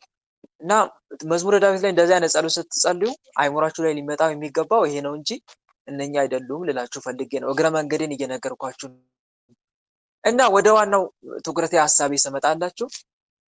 እነኛ አህዛቦች ማን ነው? አህዛቦች አልኩኝ፣ መተት የሚመትቱብን ሰዎች በጣም ሲያስቸግሩን፣ በጣም በቃ መተት እየላኩ ፋታ ማይሰጡን ከሆነ እኛ ምንድነው ማድረግ ያለብን? ሱባኤ መግባት። ሱባኤ የምንገባው ምንድነው? ጌታ ሆይ እነኚህ ሰዎች አስተምራቸው ብለን፣ መተት የሚልኩብንን ሰዎች፣ እረፍት የሚያሳጡን ሰዎች አስተምራቸው፣ አይናቸውን ከኔ እንዲነቅሉ አድርጋቸው፣ አርቅ ከኔ፣ ሁለተኛ መተት ወደ እኔ እንዳይልኩ አድርጋ አስተምር፣ እነሱ በሚልኩት መንፈስ አስተምራቸው እንላለን። ከዛ በኋላ እንመለሳለን ማለት ነው መናፍስቶችን ወደ እነሱ። ግልጽ ነው አይደለ? አይናቸውን ከኛ እስኪነቅሉ ድረስ በዚህ መልኩ ማስተማር እንችላለን ማለት ነው። እና ይልካሉ እነሱ። ከዛ በኋላ ለጊዜው ያይላሉ፣ ይፎካከራሉ። ከዛ በኋላ ሲጸናባቸው ፈተናው በቃ ማሸነፍ እንደማይሆንላቸው ሲረዱ ይተውታል። መጨረሻ ላይ ይተውታል ማለት ነው። ከኛ አይናቸውን ይነቅላሉ ማለት ነው። እና አንድ መረዳት ያለብን ነገር ይሄ ነው። ስለዚህ መንፈሳዊ ሕይወት ስንጀምር፣ የሆነ ጸሎት ስግደት ስንጀምር በጣም ፈተናው ይበዛል እና ዛሩም ይነሳሳል፣ ይነቃቃል። እንደገና ደግሞ መተተኞችም ልክ እንደዚሁ ቶሎ ቶሎ ማደሳቸውን ይቀጥላሉ፣ ያድሳሉ። ታዲያ እኛ በዚህ ሰዓት በዚህ ሰሞን መንበርከክ አይደለም መሸነፍ አይደለም ያለብን፣ መንፈሳዊ ሕይወታችን ማጠናከር፣ ብርቱ ወታደር መሆን መቻል አለብን። ለእንቅልፍ የማይገበር ክርስቲያን፣ ብርቱ ጸሎተኛ፣ ለእንቅልፍ የማይበገር፣ ለድካም የማይበገር ብርቱ ተዋጊ ጦረኛ መሆን መቻል አለብን። እና አንድ መረዳት ያለብን ነገር ይሄ ነው። እሺ ስለዚህ ወለተ ማርያም አንቺ ማድረግ ያለብሽ ይሄ ነው። በጣም በርቺ፣ ጠንክሪ፣ ጌታሽን አበርታኝ በዩ። አስፈላጊ ሆኖ ሲገኝ ሱባኤ ግቢ፣ እነኛን ሰዎች እንዲያስተምር መተትም እየተላከ ከሆነ ማለት ነው። የዛር መናፍስትም ደግሞ እንዲያዙ፣ ስራቸውን እንዲያቆሙ፣ ራሳቸውን እንዲያጋልጡ በርትተሽ መቁጠሪያ እየተጠቀምሽ ስግደትሽ ሳታቋርጪ መቀጠል ነው ያለብሽ። ይሄን ይመስላል። እሺ ወዳማንልሽ እግዚአብሔር ይስጥልን፣ እግዚአብሔር ያከብራል። አሜን አሜን። እታለም ወለተ ስላሴ ጠይቅልኝ። አሜን። እሺ ወለተ ስላሴ ቀጥይ። እሺ ጸጋን ይዛለ። ይህም ጥያቄ ምን መሰለህ? መዝሙረ ዳዊት የእሑድ መዝሙረ ዳዊት ለምንድን ነው ማሬ ውዴ የሚለው? ያኔ እኔ ጋር ብቻ ነው ወይስ ብቻ አላውቅም። ስለዚህ አስረዳኝ። መልካም። እሺ የእሑድ ሳይሆን እሱ መዝሙረ ዳዊት የእሑድ አይደለም የሚባለው። እሺ እቴ መዝሙረ ዳዊት እስከ ቅዳሜ ብቻ ነው። መዝሙረ ዳዊት እስከ ምን ብቻ ነው? እስከ ቅዳሜ ብቻ ነው። እሺ የሚዘልቀው ሰኞ ከ1 እስከ 30፣ ማክሰኞ ከ31 እስከ 60፣ ሮብ ከ61 እስከ 80፣ ሐሙስ ከ81 እስከ 110፣ አርብ ደግሞ ከ100 ማን ነው? አዎ ተሳሳትኩ እንዴ? አርብ ከ111 እስከ 130፣ ቅዳሜ ከ131 እስከ 150። እሑድ የለም ማለት ነው። እሑድ ታዲያ ምንድን ነው የምናደርሰው? ማሌ ዘሰለሞን፣ ጸሎተ ነቢያት፣ እነኝን ነው እሺ የምናደርሰው። ስለዚህ አንቺ ይህን ቃል የሰማሽው ምን ላይ ነው? ደግሞ ማሬ ውዴ አይደለም የሚለው፣ ውዴ አይደለም የሚለው፣ የውዴ ቃል ነው ይጮሃል ትላለች። አዎ ዞሮ ዞሮ ቤተክርስቲያን ክርስቶስን ነው የምትለው። እሺ ቤተክርስቲያን ክርስቶስን፣ ወይም ደግሞ በብሉይ ኪዳን ከሆነ ቤተ እስራኤል እግዚአብሔርን። ግልጽ ነው እህቴ? ቤተ እስራኤል ማንን? ቤተ እስራኤል ልዑል እግዚአብሔርን። ልክ እንደ እንትን ነው ኮንቨርሴሽኑ ወይም ደግሞ የቃላት ልውውጡ እንደ ባልና ሚስት አይነት ነገር የለም። አንድ ባል ለሚስቱ እንደሚያቀርብላት አይነት ንግግር። ይሄ ቅኔ ነው፣ በቅኔ መልክ ነው የተደረሰው ይሄ ቃል እና እያንዳንዱ ቃላቶች ትርጉም አላቸው። ግልጽ ነው እህቴ። እያንዳንዱ ቃላቶቹ ትርጉም አላቸው። በቅኔ ነው ቤተክርስቲያን ናት የምታወራው። ለምን እንደሆነ አላውቅም። እሺ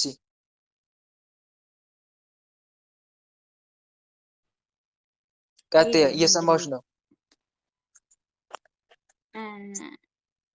በምጸልይ ሰዓት ሌላውን ጸሎት መዝሙረ ዳዊትን መናፍስቶቹ በጣም ነው የሚታገሉኝ። ግን ይሄንን አሁን ያልከውን የእሑዱን ስጸልይ እየሳቀው ነው የምጸልየው እና ደግሞ ይቀፈኛል። ሁለተኛ ደግሞ እስቃለሁ። መጀመሪያ ከነጭሩስንም አቋረጥኩት። ትርጓሜውን ተማሪ መጀመሪያ። እሺ ትርጓሜው አለ ዩቲዩብ ላይ ሰርች አድርጊና የመኃልየ መኃልይ ዘሰሎሞን ትርጓሜ ወይም አንድምታ ብለሽ ፈልጊ። ግልጽ ነው። ከዛ እያንዳንዱን ቃላቶች የመኃልየ መኃልይ ዘሰሎሞን ትርጓሜ የለም ምን ማለት እንደሆነ ይሄ ማለት ምን ማለት እንደሆነ እያንዳንዱን ቃላቶች ተረጂ። ለምሳሌ ጡቶችሽ የሚል አለ አይደለ? በቁሙ ጡቶችሽ ማለት ነው እንደዛ ብለሽ ነው የምትረጂው እቴ። ቶሎ ብለሽ ማሰብ ያለብሽ ምንድነው? ብሉይ ኪዳንን አዲስ ኪዳንን ነው ማሰብ ያለብሽ። ሁለቱ ጡቶችሽ ለቤተ ክርስቲያን ሁለት መጽሐፍት የላትም? ብሉይና አዲስ ኪዳን። እየሰማሽ ነው ወይ ሴት ነው ያለሽው? ወንድሜ እየሰማሁ እኮ እየሰማሽ ከሆነ እየሰማሁ ነው በይ። ስለዚህ እንደነኛ አይነት ቃላቶችን ማሰብ እንደነኛ አይነት ቃላቶች ሲመጡ ምንድነው የትርጉሙ ከምን አንፃር ነው የሚለው ማሰብ።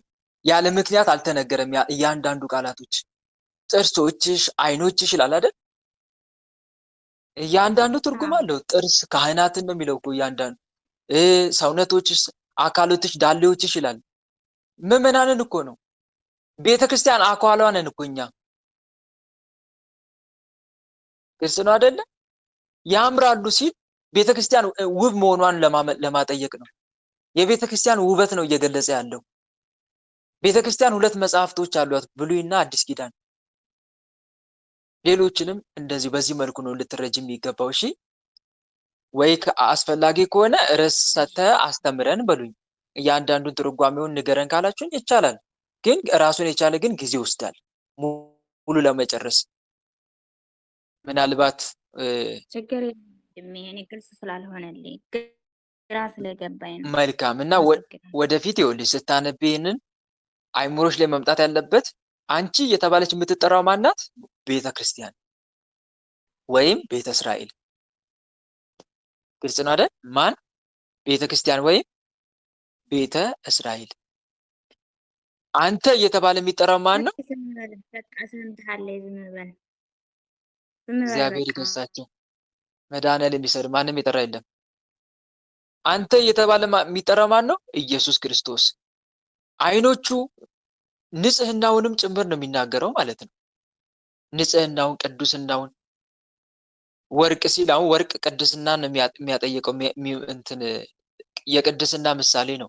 እነኝን እያየን ልንረዳ ይገባል ማለት ነው።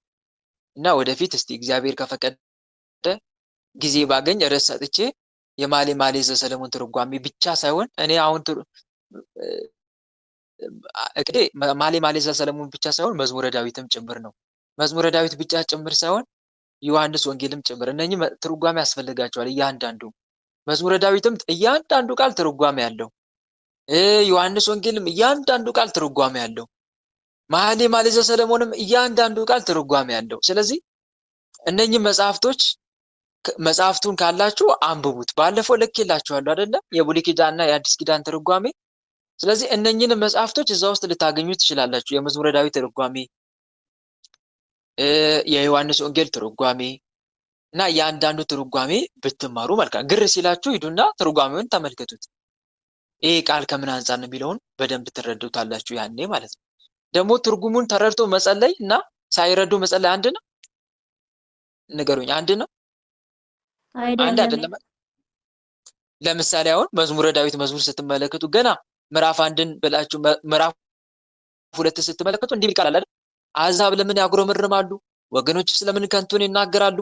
አለቆችም በእግዚአብሔርና በመሲሁ እንዲህ ሲሉ ተማከሩ። ማሰሪያቸውን እንበጥስ፣ ገመዳቸውንም ከኛ እንጣል። በሰማይ የሚኖር እርሱ ይስቃል፣ ጌታም ይሳለቅባቸዋል ይላል አይደል? አይልም?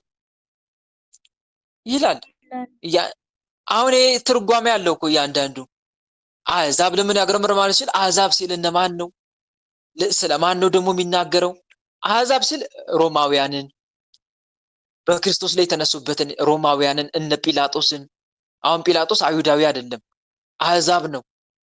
ሮማውያን አሕዛብ ናቸው። እነ ቄሳር በክርስቶስና በቅዱሳን ላይ የተነሱት አሕዛብ ለምን ያግረመርማሉ ማለት ጌታን መስቀላቸውን ቅዱሳንን ማሳደዳቸውን ሲመለከት ነው።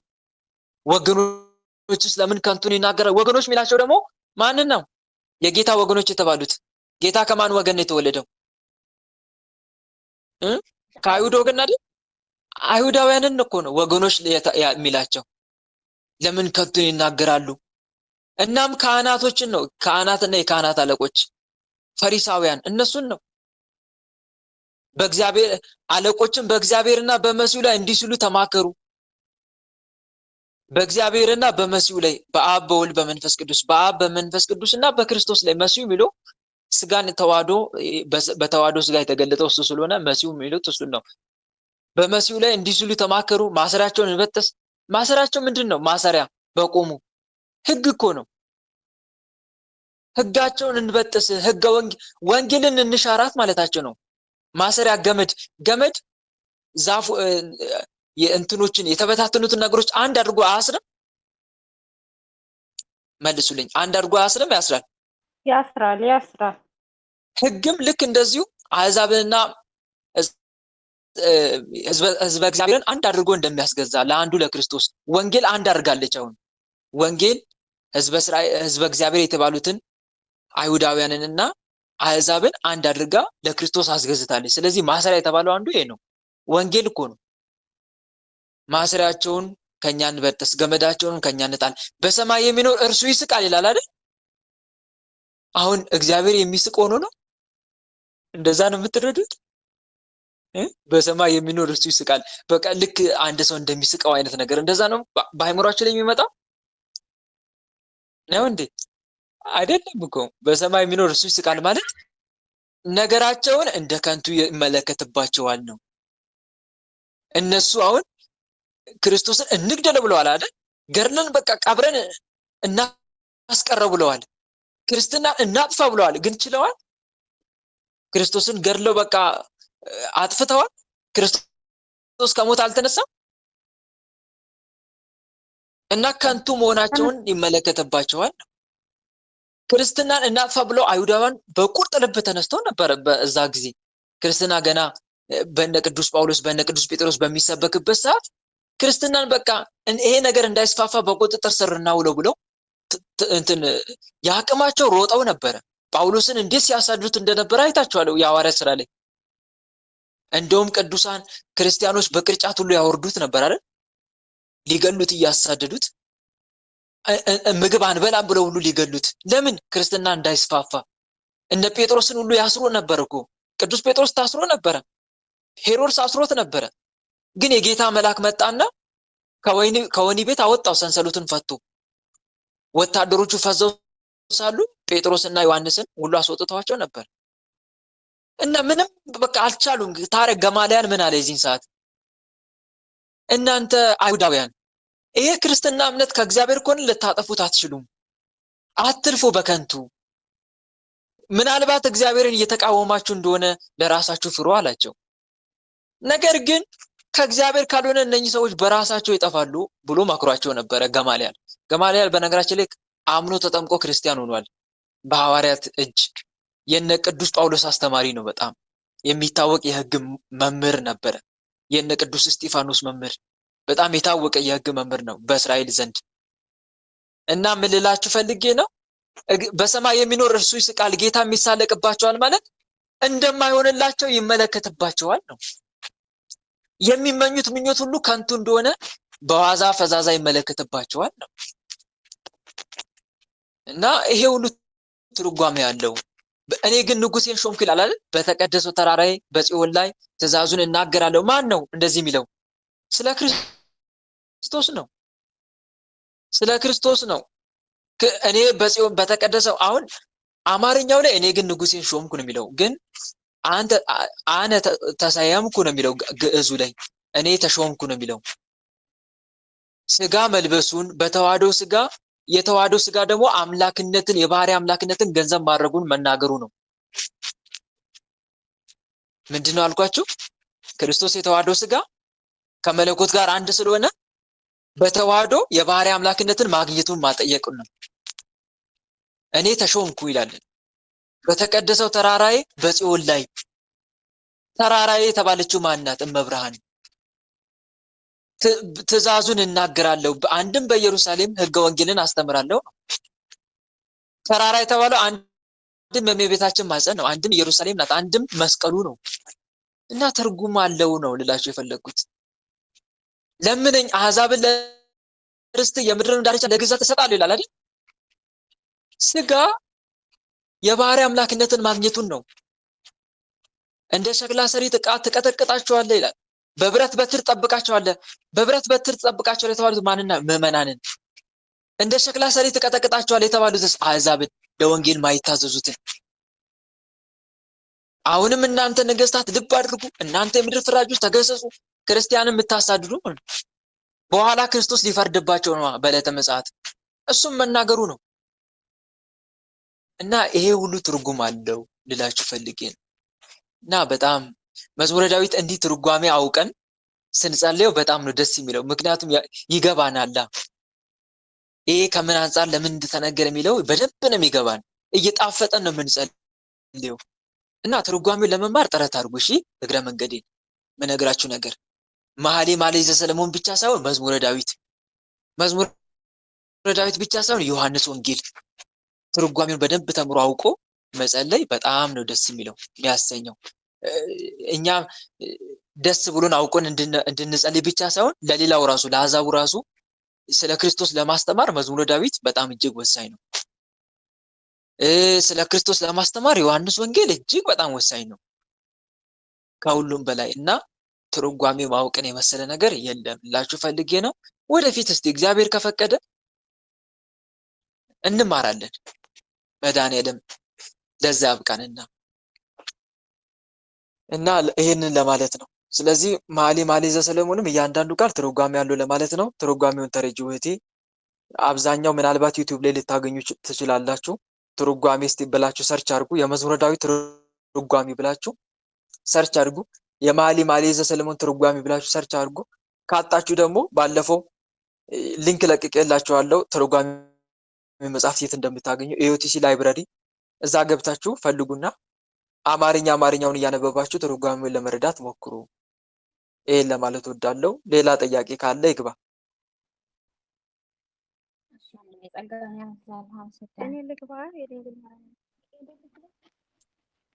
እኔ ልግባ ስትሉ ማንን ብዬ ላስገባ? ተቸገርኩ እኮ እኔ እያለችው። እሺ ወለተ ብርሃን ቀጥይ። ወለተ ብርሃን ቀጥይ። እሺ አመሰግናለሁ። እግዚአብሔር ይስጥልኝ። እኔ ማለት ነው በስራ ቦታ የሆነ ጸሎት በምጀምርበት ሰዓት ጸሎትም ሆነ ስግደትን በምጀምርበት ሰዓት ከሰዎቹ ጋር ያጣላኛል። መቁጠሪያም እንደዚህ ስጠቀም ከሰዎቹ ጋር ያጣላኝና ስራዬ ይበላሻል ማለት ነው። ደግሞ እዛ የማርፍበት ቦታ አይመቸኝም እና በዚህ ምን ላድርግ ወንድሜ? እስቲ ድገሚልኝ። ስራ ቦታዬ ሆኜ መቁጠሪያም ሆነ እንደዚህ ስግደት ምናምን በምጀምርበት ሰዓት በጸሎትም በማድረግበት ሰዓት ከሰዎቹ ጋር ያጣላኛል እና ስራዬ ይበላሻል።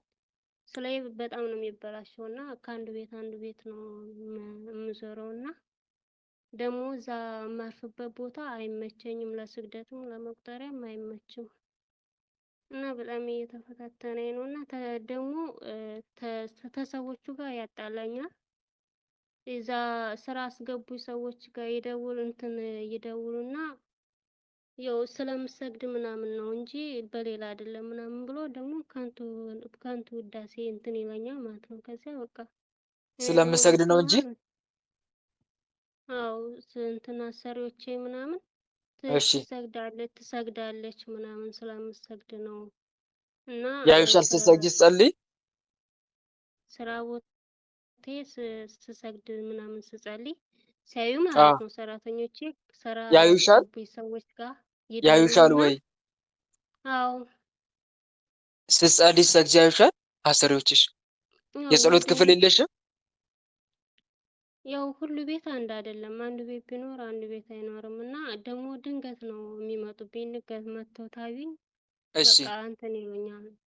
ከዛ መልካም በቃ ወደዛው እንትን ይሉኛል ማለት ነው። ስሬ ይበላሻል። መልካም እህት አለምዬ፣ ይኸውልሽ በመጀመሪያ አንድ ነገር ልንገርሽ። ምንም አይነት ነገር ፈተና ቢገጥመን ልንተው የማንችለው ነገር ምንድነው ካልሽኝ ጸሎት ነው። እሺ ምንም አይነት ነገር ፈተና ቢገጥመን የፈለገ ፈተና ቢገጥመን የማንደራደርበት ህይወት ምንድነው ካልሽኝ ጸሎትና ስግደት፣ መንፈሳዊ ህይወት ነው። አምላክን ማመስገን ነው። ፈተና ስለበዛብን ማናቆመው ነገር ምንድነው ብትኝ አምላክን ማመስገን ነው። ምክንያቱም የአምላክ መስዋዕት ነው። ለአምላክ የምናቀርብለት መስዋዕት ነው። ልክ የአንድ ሀገር ዜጋ በሀገሪቱ ለመኖር ምን መክፈል አለበት ንገሩኝ እስቲ? ምን መክፈል አለበት? ለሀገሩ መንግስት ምንድን የሚጠበቀው? ግብር ነው አይደል? ልክ እንደዚሁ አንድ ክርስቲያንም በህይወት እያለ ለአምላኩ የጾም የጸሎት የስግደት መስዋዕት ወይም ግብር መክፈል አለበት። ሰው ለአምላኩ የሚያቀርብለት ግብሩ ጾም፣ ጸሎት፣ ስግደቱ ነው ይላሉ አባቶቻችን። የጉልበት ድካም የሌለበት የልብ ሃይማኖት ብቻ ይዞ ምግባር የማይሰራው ማይጸልየው ማይሰግደው ግን እገዛለሁ ግን አልገብርም እንደሚል አመፀኛ ዜጋ ነው ይላሉ። እገዛለሁ ግን አልገብርም እንደሚል አመፀኛ ዜጋ ነው የሚቆጠረው ይላሉ። ስለዚህ ማንደራደርበት አንድ ነገር ይሄ ነው እህቴ። አንድ ነገር መርሳት የሌለብሽ ይሄ ነው እና ፈተና ሊበዛ ይችላል እህት ወንድሞቼ። አሰሪዎቻችሁ በጣም ፈተና ሊያደርሱባችሁ ይችላሉ። የትም ቦታ ብትሆኑ እንዲህ አይነት ነገር ግን መቋቋም የኛ ተቋቁሞ ጸሎትን የመጸለይ ስግደት የማድረግ የኛ ፈንታ ነው። ግልጽ ነው አይደለ? የኛ ፈንታ ነው። እንደ ምርጫ እንኳን ቢሰጠን መንፈሳዊ ህይወታችንን ማቋረጥ የለብንም። ስራው ቢቀር ይሻላል ልላችሁ ፈልጌ ነው። ምክንያቱም ስራው ጊዜያዊ ነው፣ የምናመሰግነው ምስጋና ግን ዘላለማዊ ነው። አንድ መርሳት የሌለብን ነገር ይሄ ነው። ሌላው እህቴ እንዲህ አይነት ነገር ፈተና ሲገጥማችሁ ምንድነው ማድረግ ያለባችሁ ከተባለ እስቲ በአምላክ ፊት ሞገስ እንዲሰጣችሁ ጠይቁት። በአሰሪዎቻችሁ ፊት ሞገስ። አንዳንድ አሰሪዎች እኮ የተባረኩ አሉ አይደል? የሉ? ንገሩኝ እስቲ። አሁን አንዳንዶች እኮ ያመሰግናሉ። ወይኔ የኔ አሰሪ ትላላችሁ እኮ አንዳንዴ። የኔ አሰሪ እንዴት የተባረከች ናት፣ ምንም አትለኝም፣ በቃ እንደ ልብ ጸልያለሁ፣ እንደ ልብ ሰግዳለሁ ይላሉ እኮ አንዳንዶች። እንዲህ አይነት አሰሪ እንዲሰጣችሁ እስቲ ጸልዩ፣ በአሰሪያችሁ ፊት ሞገስ እንዲሰጣችሁ። የሰው አካሄድ ከእግዚአብሔር ዘንድ ሰው አካሄዱን ከእግዚአብሔር ጋር ካስተካከለ ይላሉ መጽሐፈ ምሳሌ ምዕራፍ ስንት ላይ ነበር? ምዕራፍ 17 ነው አካባቢ ላይ ምዕራፍ 16 ላይ ያው የሰው አካሄድ እግዚአብሔርን ደስ ያሰኘው እንደሆነ በእርሱና በጠላቶቹ መካከል እንኳን ሰላምን ያደርጋል ይላል። ሰላምን ያደርጋል ወይም ያስማማል ነው። በጠላቶቹ እንኳን ሰላም እንዲኖር ያደርግለታል ፈጣሪ ነው። እንደዚህ አይነት ነገር ፈጣሪ ብዙ ስራ ሲሰራ ገድላት ላይ ተመልክተናል። ሞገስ ያሰጣል እግዚአብሔር አምላክ። ለምሳሌ የመርቆሬዎስን አባት ታውቁታላችሁ? ማን ነበረ ስሙ? የሰማዕቱ መርቆሬዎስ አባት ማን ነው ስሙ? እስቲ አስታውሱ። የሰማዕቱ መርቆሬዎስ አባት ኖህ ነው አይደል? ኖህ ከመጠመቁ በፊት ጎርጂያኖስ ይባል ነበር። መንፈሳዊ ፊልም ላይ አላያችሁ? ከተጠመቀ በኋላ ግን ኖህ የሚል ስም መጣ። ለእናቱ ደግሞ ታቦት የሚል ስም ተሰጣት። ታቦት ነው አይደል? ተሳሳትኩኝ? እስቲ ያርሙኝ። እሱ ነው፣ እሷ ታቦት መሰለችኝ። እሱ ልጅየው ደግሞ መርቆሬዎስ ወይንም ፊልፓዴር ተብሏል። እና ምን ልላችሁ ፈልጌ ነው የመርቆሬዎስ አባት በጣም ተቃውሞ በዝቶበት ነበረ። ወደ ሃይማኖት በመምጣቱ ክርስቲያን በመሆኑ ንጉሱ መጀመሪያ ተቃውሞት ነበር። ለምን ክርስቲያን ሆንክ? የሀገሩ ሰዎች ሁሉ በቃ ያገለሉት ነበረ። ይሄ ክርስቲያን ሆነ አዲሱን ተቀላቀለ በቃ ያሉት ሁሉ ያገለሉት ነበር ከማህበራዊ ህይወት። እሱ ግን በጣም ይጸልያል። ሚስትየዋ ትጨነቃለች። ለሷም አይዞህ አትጨነቂ እግዚአብሔር ከኛ ጋር ነው ይላታል። ግን እግዚአብሔር ሞገስ ይሰጠው ነበር በየሄደበት ሁሉ። ሲቃወሙት እግዚአብሔር ሞገስ ሰጠዋል። እንደውም አንዴ ተማረከ ወደ በርበራውያን ተማረከና አሰሩት። እስር ቤት ሆኖ ይጸልያል። አስቡት፣ እስር ቤት አሁን እስር ቤት ውስጥ ሆኖ ይጸልይ ነበረ። ከዛ ንጉሱ እየሄደ ይጎበኛል እስር ቤት ውስጥ። ከዛ የእግዚአብሔር መልአክ ብርሃን ሲያበራለት እስር ቤት ውስጥ ተመለከተ። ከዛ ንጉሱ እንዴ ማየው ምንድነው አለ። ብርሃን አውጡት አለ። ከዛ ሰገደለት፣ አከበረው። አንተ የአምላክ አገልጋይ ነክ ብሎ በክብር ቦታ አስቀመጠው። የምትፈልገውን ሁሉ ጠይቀኝ ማለት ጀመረ። ሞገስ ሰጠው አልሰጠውም? ንገሩኝ። በአሕዛብ ፊት ሞገስ ሰጠው አልሰጠውም? ሰጠው። ስለዚህ ሞገስ ይሰጣል እግዚአብሔር አምላክ። በአሰሪዎቻችን ላይ አድሮ ሞገስ እንድናገኝ ያደርገናል። ስለዚህ ሞገስ እንዲሰጠን በጸሎት እናሳስብ። እስቲ ጌታ ሆይ አንተን በማመስገኔ በአሕዛብ ፊት አሕዛብ እንዳይቃወሙኝ ሞገስ አሰጠኝ። ምንም እንዳይቃወሙኝ አድርጋቸው። ወይም ደግሞ በአሰሪዎቼ ላይ ያደረ አንተን እንዳላመሰግን ለአንተ እንዳልሰግድ የሚዋጋኝን ክፉ መንፈስ ያዝልኝ። እነሱን ያዝልኝና በአሰሪዎቹ ፊት ምን ስጠኝ? ሞገስን አሰጠኝ። ለመርቆሬዎስ አባት ሞገስ የሆንከው ጌታ ለኔ ሞገሱ ነኝ እያልን እኮ ብንጠይቅ ሞገስ ይሆነናል እግዚአብሔር አምላክ። እንዳይቃወሙን እኮ ያደርጋል። እና በጸሎት ማሳሰብ ያልኳችሁ አንዱ ከዚህ አንፃር ነው። ሁለተኛ ደግሞ እህቴ መናፍስቱ መቃወም። መናፍስት አሰሪ ጋር ይሄዳል እንዳንሰግድ እንዳንጸልይ። ከዛ እንዲከሱን ያደርጋል። በመንፈሳዊ ማንነታችን እንድንከሰስ ያደርጋል። እየጸለይንም ግን ፈተናው ካልቆመ ዋጋ የምናገኝበት ነው። ምን የምንልበት ነው?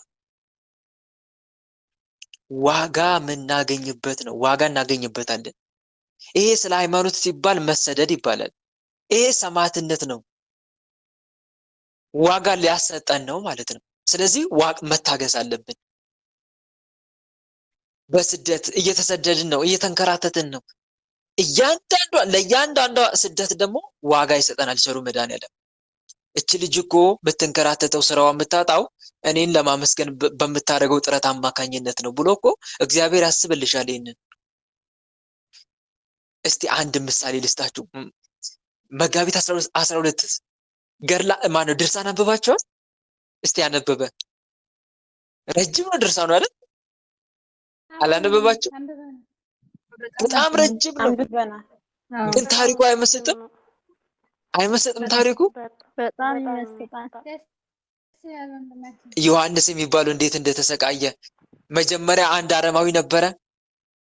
የቅዱስ ሚካኤል በዓል ሊከበር ሲል ደረሰ። እዛች ሀገር ደረሰ። ምንድነው ይሄ በዓል ምናምን ብሎ ጠየቀ። የቅዱስ ሚካኤልን በዓል እያከበርን ነው አሉት። ከዛ በኋላ እኔም ክርስቲያን መሆን ወደድኩኝ አለ። ቆይ እናደርሳለን አሉት። ሊቀ ጳጳሱ ጋር አደረሱት። ክርስቲያን መሆን ወደድክ አሉት። አዎ። መጀመሪያ ምን ነበር የምታመልከው? ፀሐይን አመልክ ነበረ። እንዴ ፀሐይ ከገባሽ ማን ነው የሚጠብቅ አሉት። መልስ አጣ። ከዛ በኋላ ክርስቲያን ለመሆን ወደደ። ትጠመቃለህ ሲሉት ግን ብቻህን አትጠመቅም፣ ምክንያቱም አሁን አጥምቀንክ ወደ ሚስት ብትሄድ ምናልባት ሚስት ከሃይማኖት ልታስወጣክ ትችላለች። ስለዚህ ቤተሰቦችን ሰብስበን አሉት። አንዱኑ ባልና ሚስት አንድ አካል ስለሆኑ ይዛቸውና ልጆችን ቤተሰብን አሉት። እሺ ብሎ ሲሄድ አጀሬ መንገድ ጠበቀ። ምን አደረገው እስቲ ንገሩኝ ያነበባችሁ? ማህበል አስነሳበት። ለምን? እንዳይጠመቅ ነው አይደል? እንዲሞት እኮ ነው። አዎ የጥምቀቱን በረከት እንዳገኝ። ይኸው እስከዚህ ከመጀመሪያ ነው የሚፈታተነው። ተመልከቱ ምን ያክል መንፈሳዊነትን ስንሻ እግዚአብሔርን በመፈለግ ህይወት ውስጥ ሰይጣን ምን ያክል የፈተና ወጥመዱ እንደሚዘረጋብን ይሄ ትልቅ ምሳሌ ነው። ማዕበል አስነሳ። ግን ይሄ ሰው ወደ ክርስቶስ ጮኸ፣ ወደ አምላክ ወደ ቅዱስ ሚካኤል አምላክ ጮኸ። ከሰማይ ድምጽ መጣ፣ አይዞህ አትፍራ፣ አንተ ምንም አያገኝም ማለት። ግን አጠገቡት ጋር ያሉ ሰዎች ሞተዋል እኮ የሞቱት አሉ። ግን እሱ ተጠበቀ ስለጮኸ። ከዛ በኋላ እንደገና ወደ ቤቱ ሄዶ ሚስቱን ልጆቹን ሰብስቦ አመጣ። ከዛ እሱ ብዙም አልቆየም፣ ሞት አይደል? አረፈ፣ ወደ አምላኩ ሄደ። በጣም መከራ ያዩት ማንና ማን ናቸው? ልጆቹና ሚስቱና ልጆቹ ከተጠመቁ በኋላ እኮ ነው። አስቡት፣ ተጠምቀው ቅዱስ ቁርባን ተቀብሎ እኮ ነው ያ ሁሉ ፈተና ያገኙት። ማን ነው ያ ሁሉ ፈተና የሚያደርስባቸው? ሰይጣን እየተከታተለ እግር በእግር። ወይኔ በጣም ከባድ ፈተና ነው ያደረሰባቸው። የእውነት አስቡት። እኛ በእነሱ ቦታ ብንሆን ብላችሁ እስቲ አስቡት። ምንድነው አትሉ? ክርስቲያን ስለሆንኩ ነው እንደ የሁሉ መከራ የሚጠብቀኝ የለም እንዴ አትሉ? አታማሩ? በጣም ከባድ ነበረ። ግን ጽናታቸው በጣም ነው የሚገርመው። ሀብታቸውን ሲዘርፏቸው እየመጡ ከዛ በኋላ ዮሐንስ የሚባሉ ታላቅዬ ወንድም እነኚህ ሰዎች ከአባታቸው ሞት በኋላ ከፉብን፣ እንግዲህ አገሩን ጥጠልጠለልናቸው እንሂድ። ጌታ እንዲህ ብሏል። በአንዲቱ አገር ደግሞ ወንጌል አንብበዋል፣ በደንብ ተምረዋል፣ ያነባሉ። አያችሁ፣ በቤተሰብ መካከል ወንጌል ማንበብ ግድ ይላል። እህት ወንድሞች፣ ባለትዳሮች ወንጌል አንብቡ። እሺ፣ በቤታችሁ አንብቡ። እስቲ በየቀኑ አንዳንድ ምዕራፍ አንብቡ። ባል ከሆንክ እስቲ ለሚስት ለልጆች አንብቡ፣ ወንጌል አንብቡ። እስቲ አንድ ቀን ባል ቢያነብ፣ አንድ ቀን ሚስት ብታነብ፣ አንድ ቀን ታላቅ ወንድም ቢያነብ፣ ቀጣይ ሁለተኛ ወንድም ቢያነብ፣ እህት ብታነብ፣ ደስ ሲል ልጆች ቢያነቡ በጣም ነው ደስ የሚለው በእውነት። ያ በህሊናችን ይጸርጻል። እና ወንጌል ያነባሉ። በአንዲቱ መከራ ቢያሳያቸው በአንዲቱ ሀገር ወደ ሌላ ተሰደዱ ተብሏል። እኛ የምንሰደበው ሲሰደዱ ሰይጣን አሁንም አይለቃቸውም። እዛም እየሄደ ይፈታተናል። መጨረሻ ላይ ግን ምን ያክል ትልቅ ዋጋ እንዳገኙ ክህነት ሁሉ ተሰጥቷቸዋል። ዮሐንስ ኤጲስቆጶስ ሆኗል። ሌሎችም ካህናት፣ ዲያቆናት ሆነዋል። በብዙ ሺህ የሚቆጠሩ በግማሽ ሚሊዮን ነው በሚሊዮን የሚቆጠሩ ክርስቲያን እንዲሆኑ ምክንያት ሆነዋል። እነኚህ ሰዎች ምክንያት ሆነዋል እና አስቡት። ስለዚህ ፈተና አለ፣ ፈተና ይገጥመናል። ይሄ ሁሉ ዋጋ ግን የምናገኝበት እንጂ የምንጎዳበት አይደለም። ስለዚህ እህቴ ሰይጣን አንቺንም እየተከታተለ በአስሮች ላይ ያደረ ልክ እንደዚህ እንደነ ቅዱስ ዮሐንስ ሊያማርሽ ይፈልጋል። እንደነ ዮሐንስ እንደነኚህ ቤተሰቦች ሊያማርሽ ይፈልጋል። የሆነ ስራ ስትጀምር በአስሮች ላይ ለምን መሰለሽ? ጸሎቱ ይቅርብኝ እንድትይ፣ ስግደቱ ይቅርብኝ እንድትይ። አንቺ በድርሳነ ሚካኤል ላይ ያየሽውን ቤተሰቦች ያመጣባቸውን እያሰብሽ መታገስ አለብሽ። መቋቋም መቻል አለብሽ። ፈተናውን እስከ መጨረሻ የሚጸና እርሱ ይድናል ይላል። ወዳጆች ሆይ በእናንተ መካከል እንደ እሳት ሊፈተናችሁ ስለሚሆነው መከራ ድንቅ ነገር እንደመጣባችሁ አትደነቁ ተብሎ ተጽፏል እኮ መጽሐፍ። ወንድሞች ሆይ የእምነታችሁ መፈተን ትዕግስትን እንዳደርግላችሁ አውቃችሁ ልዩ ልዩ ፈተና ሲደርስባችሁ እንደ ሙሉ ደስታ ቁጠሩ ተብሎ ተጽፏል። ስለዚህ አንቺም እንዲህ አይነት ፈተና ሲመጣ በአሰሪዎችሽ ላይ እግዚአብሔር አምላክ ሞገስ እንዲያሰጥሽ መማፀን፣ መናፍስቶችን መቃወም፣ ከዛ በኋላ ደግሞ መታገስ የሚደርስብሽን ዋጋ የምታገኝበት ስለሆነ ለመቀጣት ታገሱ። እግዚአብሔር እንደ ልጆች ያደርግላችኋል ተብሎ ተጽፏል እና ዋጋ የምናገኝበት ስለሆነ በደስታ ነው እንደዚህ አይነት ፈተናዎችን መቀበል ያለብን። እሺ፣ ግን መቋቋም ሲያቅተን ደግሞ ማሳሰብ በጸሎት እናም ደግሞ ይህን ፈተናው የምንቋቋምበት ብርታት እንዲሰጠን አምላክን መማፀን፣ ስራውን ደግሞ አሳልፎ መስጠት። አሳልፈሽ ትሰጫለሽ ስራሽን? እስቲ ንገሪኝ። አሳልፈሽ ትሰጫለሽ እህቴ? እኔ በጸሎት ነው ለመድኃኔዓለም እና ለቅዱስ ሚካኤል ማሳስበው። ግን አሳልፎ እኮ መስጠት ያስፈልጋል እህቴ። ስራችንን እየተከታተለ አጋንንት ሲያፈናቅለን ስራውን እንዲጠብቅልን የተለየ ርዕስ ይዞ መጸለይ። ለምሳሌ እኔ አሁን ስራ ባገኝ አሁን እኔን ቢያስወጣኝ እንዳንቺ በአንቺ ቦታ ብሆን ምን አደርጋለሁ መሰለሽ? የሚያስወጣኝ ከሆነ በተከታታይ ስራዬን በተመለከተ የሆነ ጸሎት አደርጋለሁ። ለምሳሌ ወይ መልካ መድኃኔዓለምን ወይ መልካ ስላሴን ጸልያለሁ። ለአጋዕዝተ ዓለም ስላሴ ነግራቸዋለሁ። አጋዕዝተ ዓለም ስላሴ ይሄን መልክ የምጸልየው ስራዬን ተጠብቁልኝ ዘንድ ነው እላለሁ። ለእናንተ አሳልፌ በመስጠቴ ስራዬን ጠብቁልኝ፣ በስራዬ ላይ ሾሜያቸዋለሁ። ይሄን መልክ በመጸለይ ከስራዬ የማገኘውንም አስራት ለቤተ ክርስቲያናችሁ አስገባለሁ ብዬ ብጽዓት አደርጋለሁ። ለእናንተ ቤተ ክርስቲያን ፈልጌ አስገባለሁ። እናንተም ስራዬን ጠብቁልኝ። ከዛሬ ጀምሮ በስራዬ ላይ ይሄ መልክ በመጸለዬ አንድ አስራቴን ለእናንተ ቤተክርስቲያን አሳልፌ በመስጠቴ ሁለት፣ በዚህ ምክንያት በስራዬ ላይ እናንተ ሾሜያለሁና ጠብቁልኝ አደራ እላለሁ። ከዛ ስራዬ ይጠበቅልኝ ዘንድ ሁሌ በየቀኑ መልካቸውን ሳላስታጉል ምን አደርጋለሁ? እጸልያለሁ። ስራዬ ይጠበቃል አይጠበቅም? ንገሩኝ። ይጠበቃል ወንድሜ። በደንብ የሚጠበቀው እንዲህ ማድረግ መቻል አለብኝ። ታስታውሳላችሁ? ማን ነው ሰይፈ ስላሴ ላይ ስጸልዩ አላያቸው? ሶስት እንትኖች ነጋዴዎች እሁድ ላይ ነው አይደል ያለው? እሁድ ነው ሐሙስ ላይ መቼ ላይ ነው የታ ሐሙስ ነው ወንድሜ፣ ሐሙስ ነው። አስቡት። ነጋዴዎችን አስቧቸው። ነጋዴዎቹ ተሳሉ፣ ከአዞ መበላት ብትጠብቁን በሰላም ነግደን ብናተርፍ ብንመለስ ግማሹን እንሰጣለን ብለው ተሳሉ አይደል? ግማሹን እንሰጣቸዋለን ብለው ተሳሉ። አጋዕዝተ ዓለም ሥላሴ ጠበቋቸው። ማንም አይተርፍም ነበረ ከአዞ መበላት፣ ግን አጋዕዝተ ዓለም ሥላሴ ጠበቋቸው። እንዴት ተረፋችሁ ተብሎ እየተጠየቁ ነበረ። ለአጋዕዝተ ዓለም ሥላሴ ብጽዓት ስላደረገን ነው አሉ። ከዛ ወርቁን አገኙና ሲመለሱ አንደኛው ከማዕከላቸው ያሉ ሰዎች እናንተ ባካችሁ ለአጋዕዝተ ዓለም ሥላሴ የተሳለውን ስለት እንዳንረሳ፣ አጋዕዝተ ዓለም ሥላሴ ጠብቀውናል፣ ከአዞ መበላት አድነውናል፣ ደግሞም በሄድንበት ትርፋማ እንድንሆን አድርገውናል። ስለዚህ ብጽዓታችሁን እንዳትረሱ አሏቸው። ወዱ እኛ ምንም ብጽዓት አላደረግንም፣ አንተ ለራስህ ተጨነቅ አሉት። ወይኔ የገንዘብ ፍቅር አሳውራችሁ እንዴት ትለውጣላችሁ አሏቸው። አንሰማም አሉት። ዝም አለ በቃ። ከዛ ወዲያው ማዕበል ተነሳ፣ እነኛ ሞቱ፣ ገንዘባቸውም ጠፋ።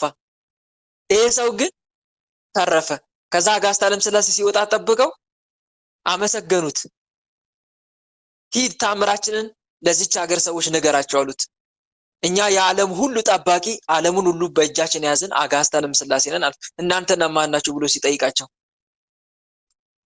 እና አስቡት፣ አንቺም ስራሽን እንዲያሳልፈሽ መስጠት ትችላለሽ። እሺ እህቴ፣ እያስወጣም ያስቸግርሽ ከሆነ እንዳስወጣኝ ከዛሬ ጀምሮ ስራዬ ለእናንተ አሳልፌ ሰጥቻቸዋለሁ። ስራዬን እናንተን በስራዬ ላይ ሾሜያለሁ።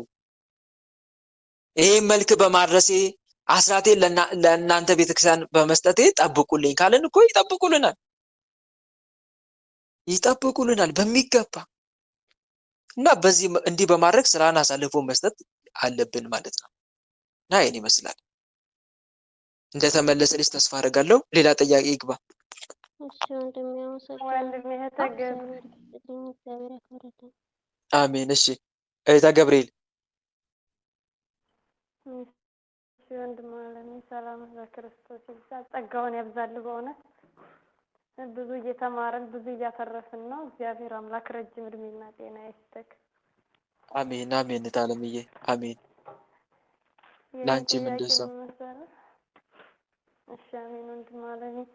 የኔ ጥያቄ ልክ እንደነሱ ትንሽ ይመሳሰላል፣ ግን እኔ እግዚአብሔር ይመስገን ያኔ እታገሳለሁ ማለት ከኔ ሳይሆን ትግስቱ አንዳንዴ እግዚአብሔር ሆይ ይሄን ያክል ትግስት ግን ይሄ እኔ አይደለም እስከምል ድረስ እደነቃለሁ። በጣም ፈተና ያበዛብኛል። በቃ እንደነሱ እንደዚህ በቃ ኤርፎኔ ጆሮዬ ላይ ስታየው አሰሬ አውልቂና ጣይልኝ ነው የምትለኝ። በቃ ልክ አንተ ስትገባ 10 ሰዓት ላይ ስራ ሊጀምር ሲሆን በቃ አንዳንድ ጊዜ ሰማይ ኤርፎኔን ደብቄ እንትን ለማለት ለማዳመጥ ሁላ እጥራለሁና ግን ያየችው ሰዓት ይሄን ሴጣን የሆነ ሰማሽን አውልቂና ጣይልኝ አንቺ ራስ ሴጣን ነሽ ትለኛለች። ከዛ በቃ ኤርፎኔን አውልቅና ቁጭ አደርጋለሁ። አሁን ደግሞ ያመጣብኝ ምንድነው በቃ ጸሎት ማስታጎል ያደክመኝና ህመም ደግሞ የሚያመጣብኝ ያለ ሰዓቱ በቃ እበላለሁ። ሲያመኝ ክኒን የምወጥና ያለ ሰዓቱ መብላት። አንዳንዴ ጌታ ሆይ በቃ ጾሜን አትቀበለውም እንግዲህ ምናምን እላለሁና በጣም ተቸገርኩ።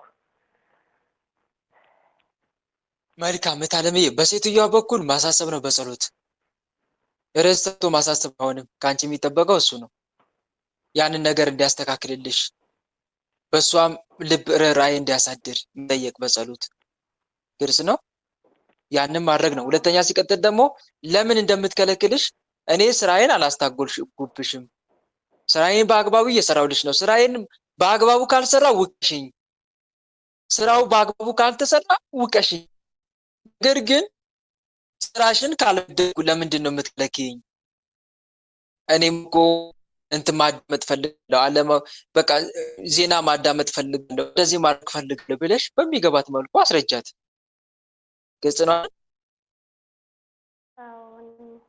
በዛ መልኩ አስረጃት። አንዳንዴ ባለመናገራችንም ጭምር ነው ነገሮች የሚከሩት አይደለም እንዴ?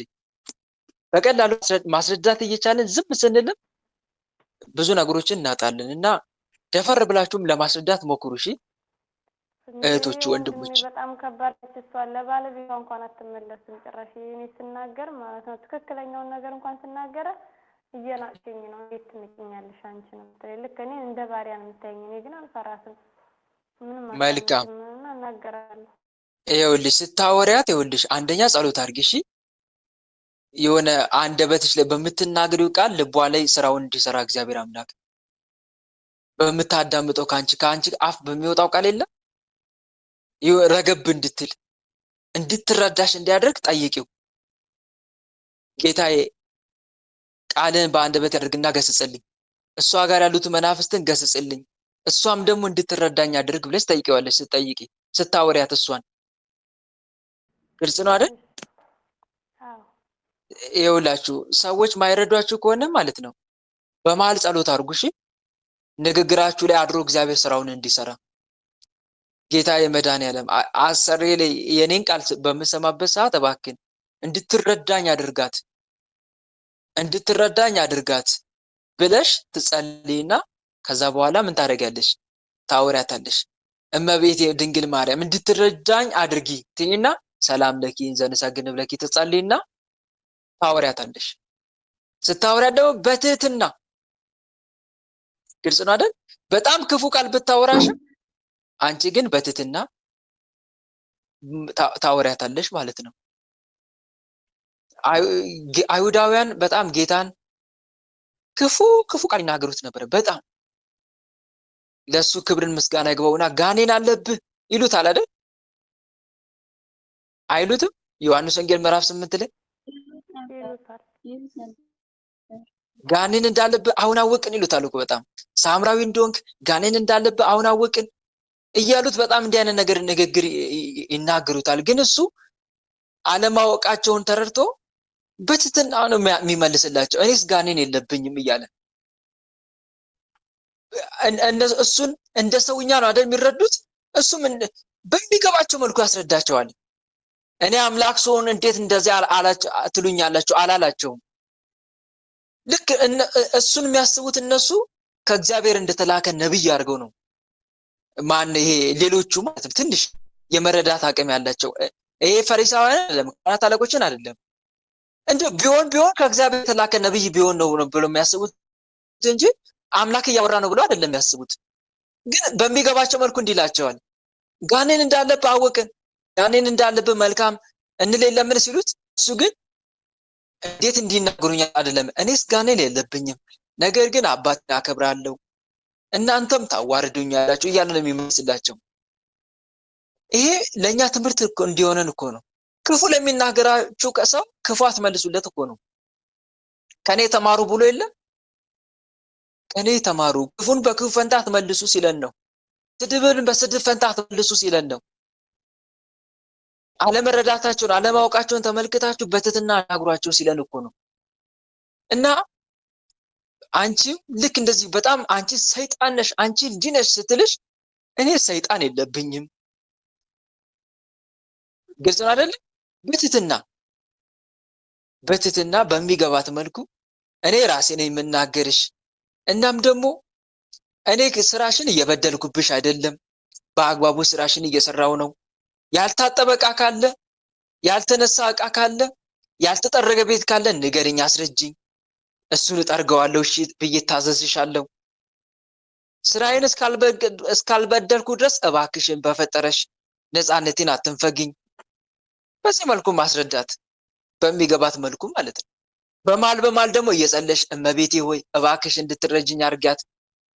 እናቴ ድንግል ማርያም ሆይ ሰላም ለኪ ያደረኩ ስማጸንሽ ድርሽልኝ። ሰላም ለኪ ዘንሰገን ብለኪ ማርያም ምንን አስተዋቂቴ እና በማል ቃል ደግሞ ተወረውሪላታለሽ፣ ታወሪያታለሽ። የዚህ ሰዓት መብራን እውነት ስራዋን ትሰራለች አትሰራ? በእምነት ለሚጠራት አትሰራ? ነገሩኝ። ትሰራለች። ለብዙዎች ድንቅ ስራ ሰርታላቸዋለች መብራን። ብዙዎቻችሁ ስሟን ጠርታችሁ አፍራችኋል? ነገሩኝ። ስሟን ጠርታችሁ አፍራችኋል?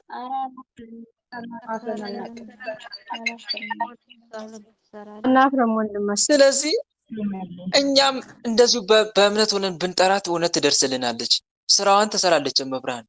ስራችን ስሪ እናቴ፣ በቃ ቃል በአንደበቴ ሆነሽ ተናገሪ፣ እንድትረዳኝ አድርጊያት እያልን ብናወራለን ያኔ እመቤታችን እንድትረዳን ታደርጋታለች። ኃይለኛ የሆነውን ሰው ልቡን ታረግበዋለች። እና አንቺም እንዲየጸለሽ ማውራት እሷን እንድትረዳሽ ማድረግ ማለት ነው።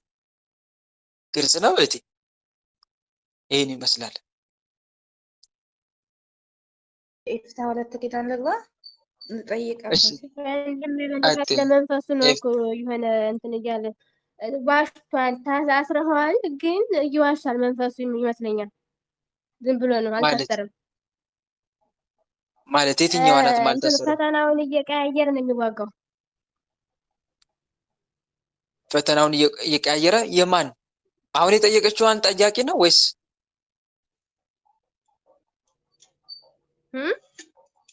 የማንን ነው የምትዩት? የተገብረ አሁን የጠየቀችው አካል ናት?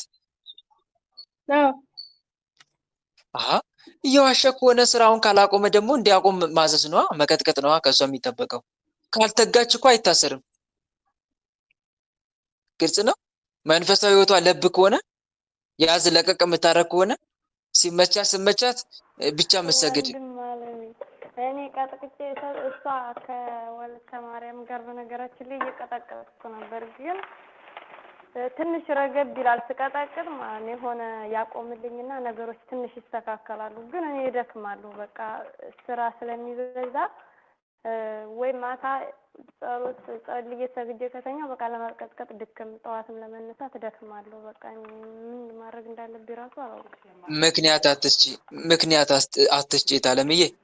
ይደክመኛል ምክንያት አይሆንም። እሺ እንደ አቅምሽ መጸለይና መስገድ መቀጥቀጥ አለብሽ። ብዙዎችም ልክ እንዳንቺ እየሰሩ እየጸለዩ እየሰገዱ ነው የሚቀጠቅጡት የሚጸልዩት አይደለም። ስለዚህ ይደክመኛል ምክንያት አይሆንም። ድካም ቢኖርም ጌታው ያበርታኝ ብሎ ተማጽኖ መትጋት ያስፈልጋል። ደሞስ ስቀጠቅጥ ይስተካከላል ትንሽ ብለሻል። ይሄ እኮ ብትበረቺ ይስተካከላል ነገሩ።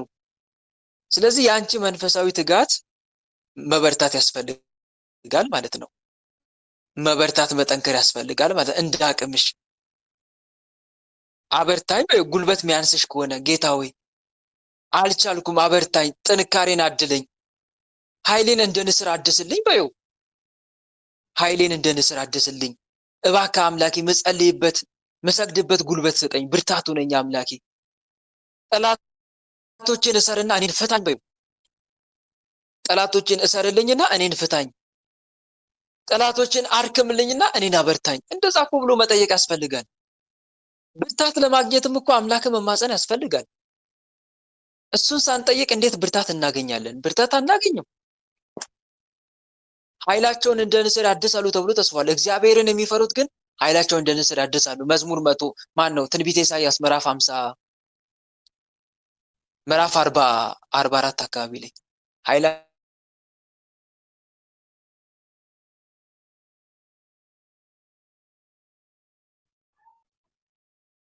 ተሰማማኝ አይሰማም።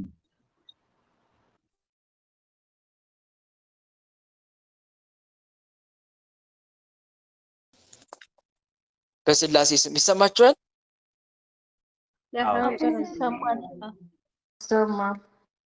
ቢደክመንም መበርታት አለብን፣ መጠንከር አለብን። የምን እጅ መስጠት ነው እና ትንሽ ስትቀጠቅጭ ስትተጊ ስራቸውን እያቆሙ ከሆነ አንቺ እንዲህ ነው ማለት ያለብሽ። እችን ትንሽ ሞክሬ ትንሽ ቀጥቅጬ ፈተና ይሄን ያክል ከረገበ ጠንከር ብዬ ብሰግድ ብጸልይ በቀጠቅጥማ እንዴት አላንበረከካቸው ይሆን ብለሽ ነው መበርታት የነበረብሽ። እና እህቴ እጅ አትስጪ እሺ። በመከራ ቀን ብትላላ ጉልበት ጥቂት ይሆናል ተብሎ ተጽፏል።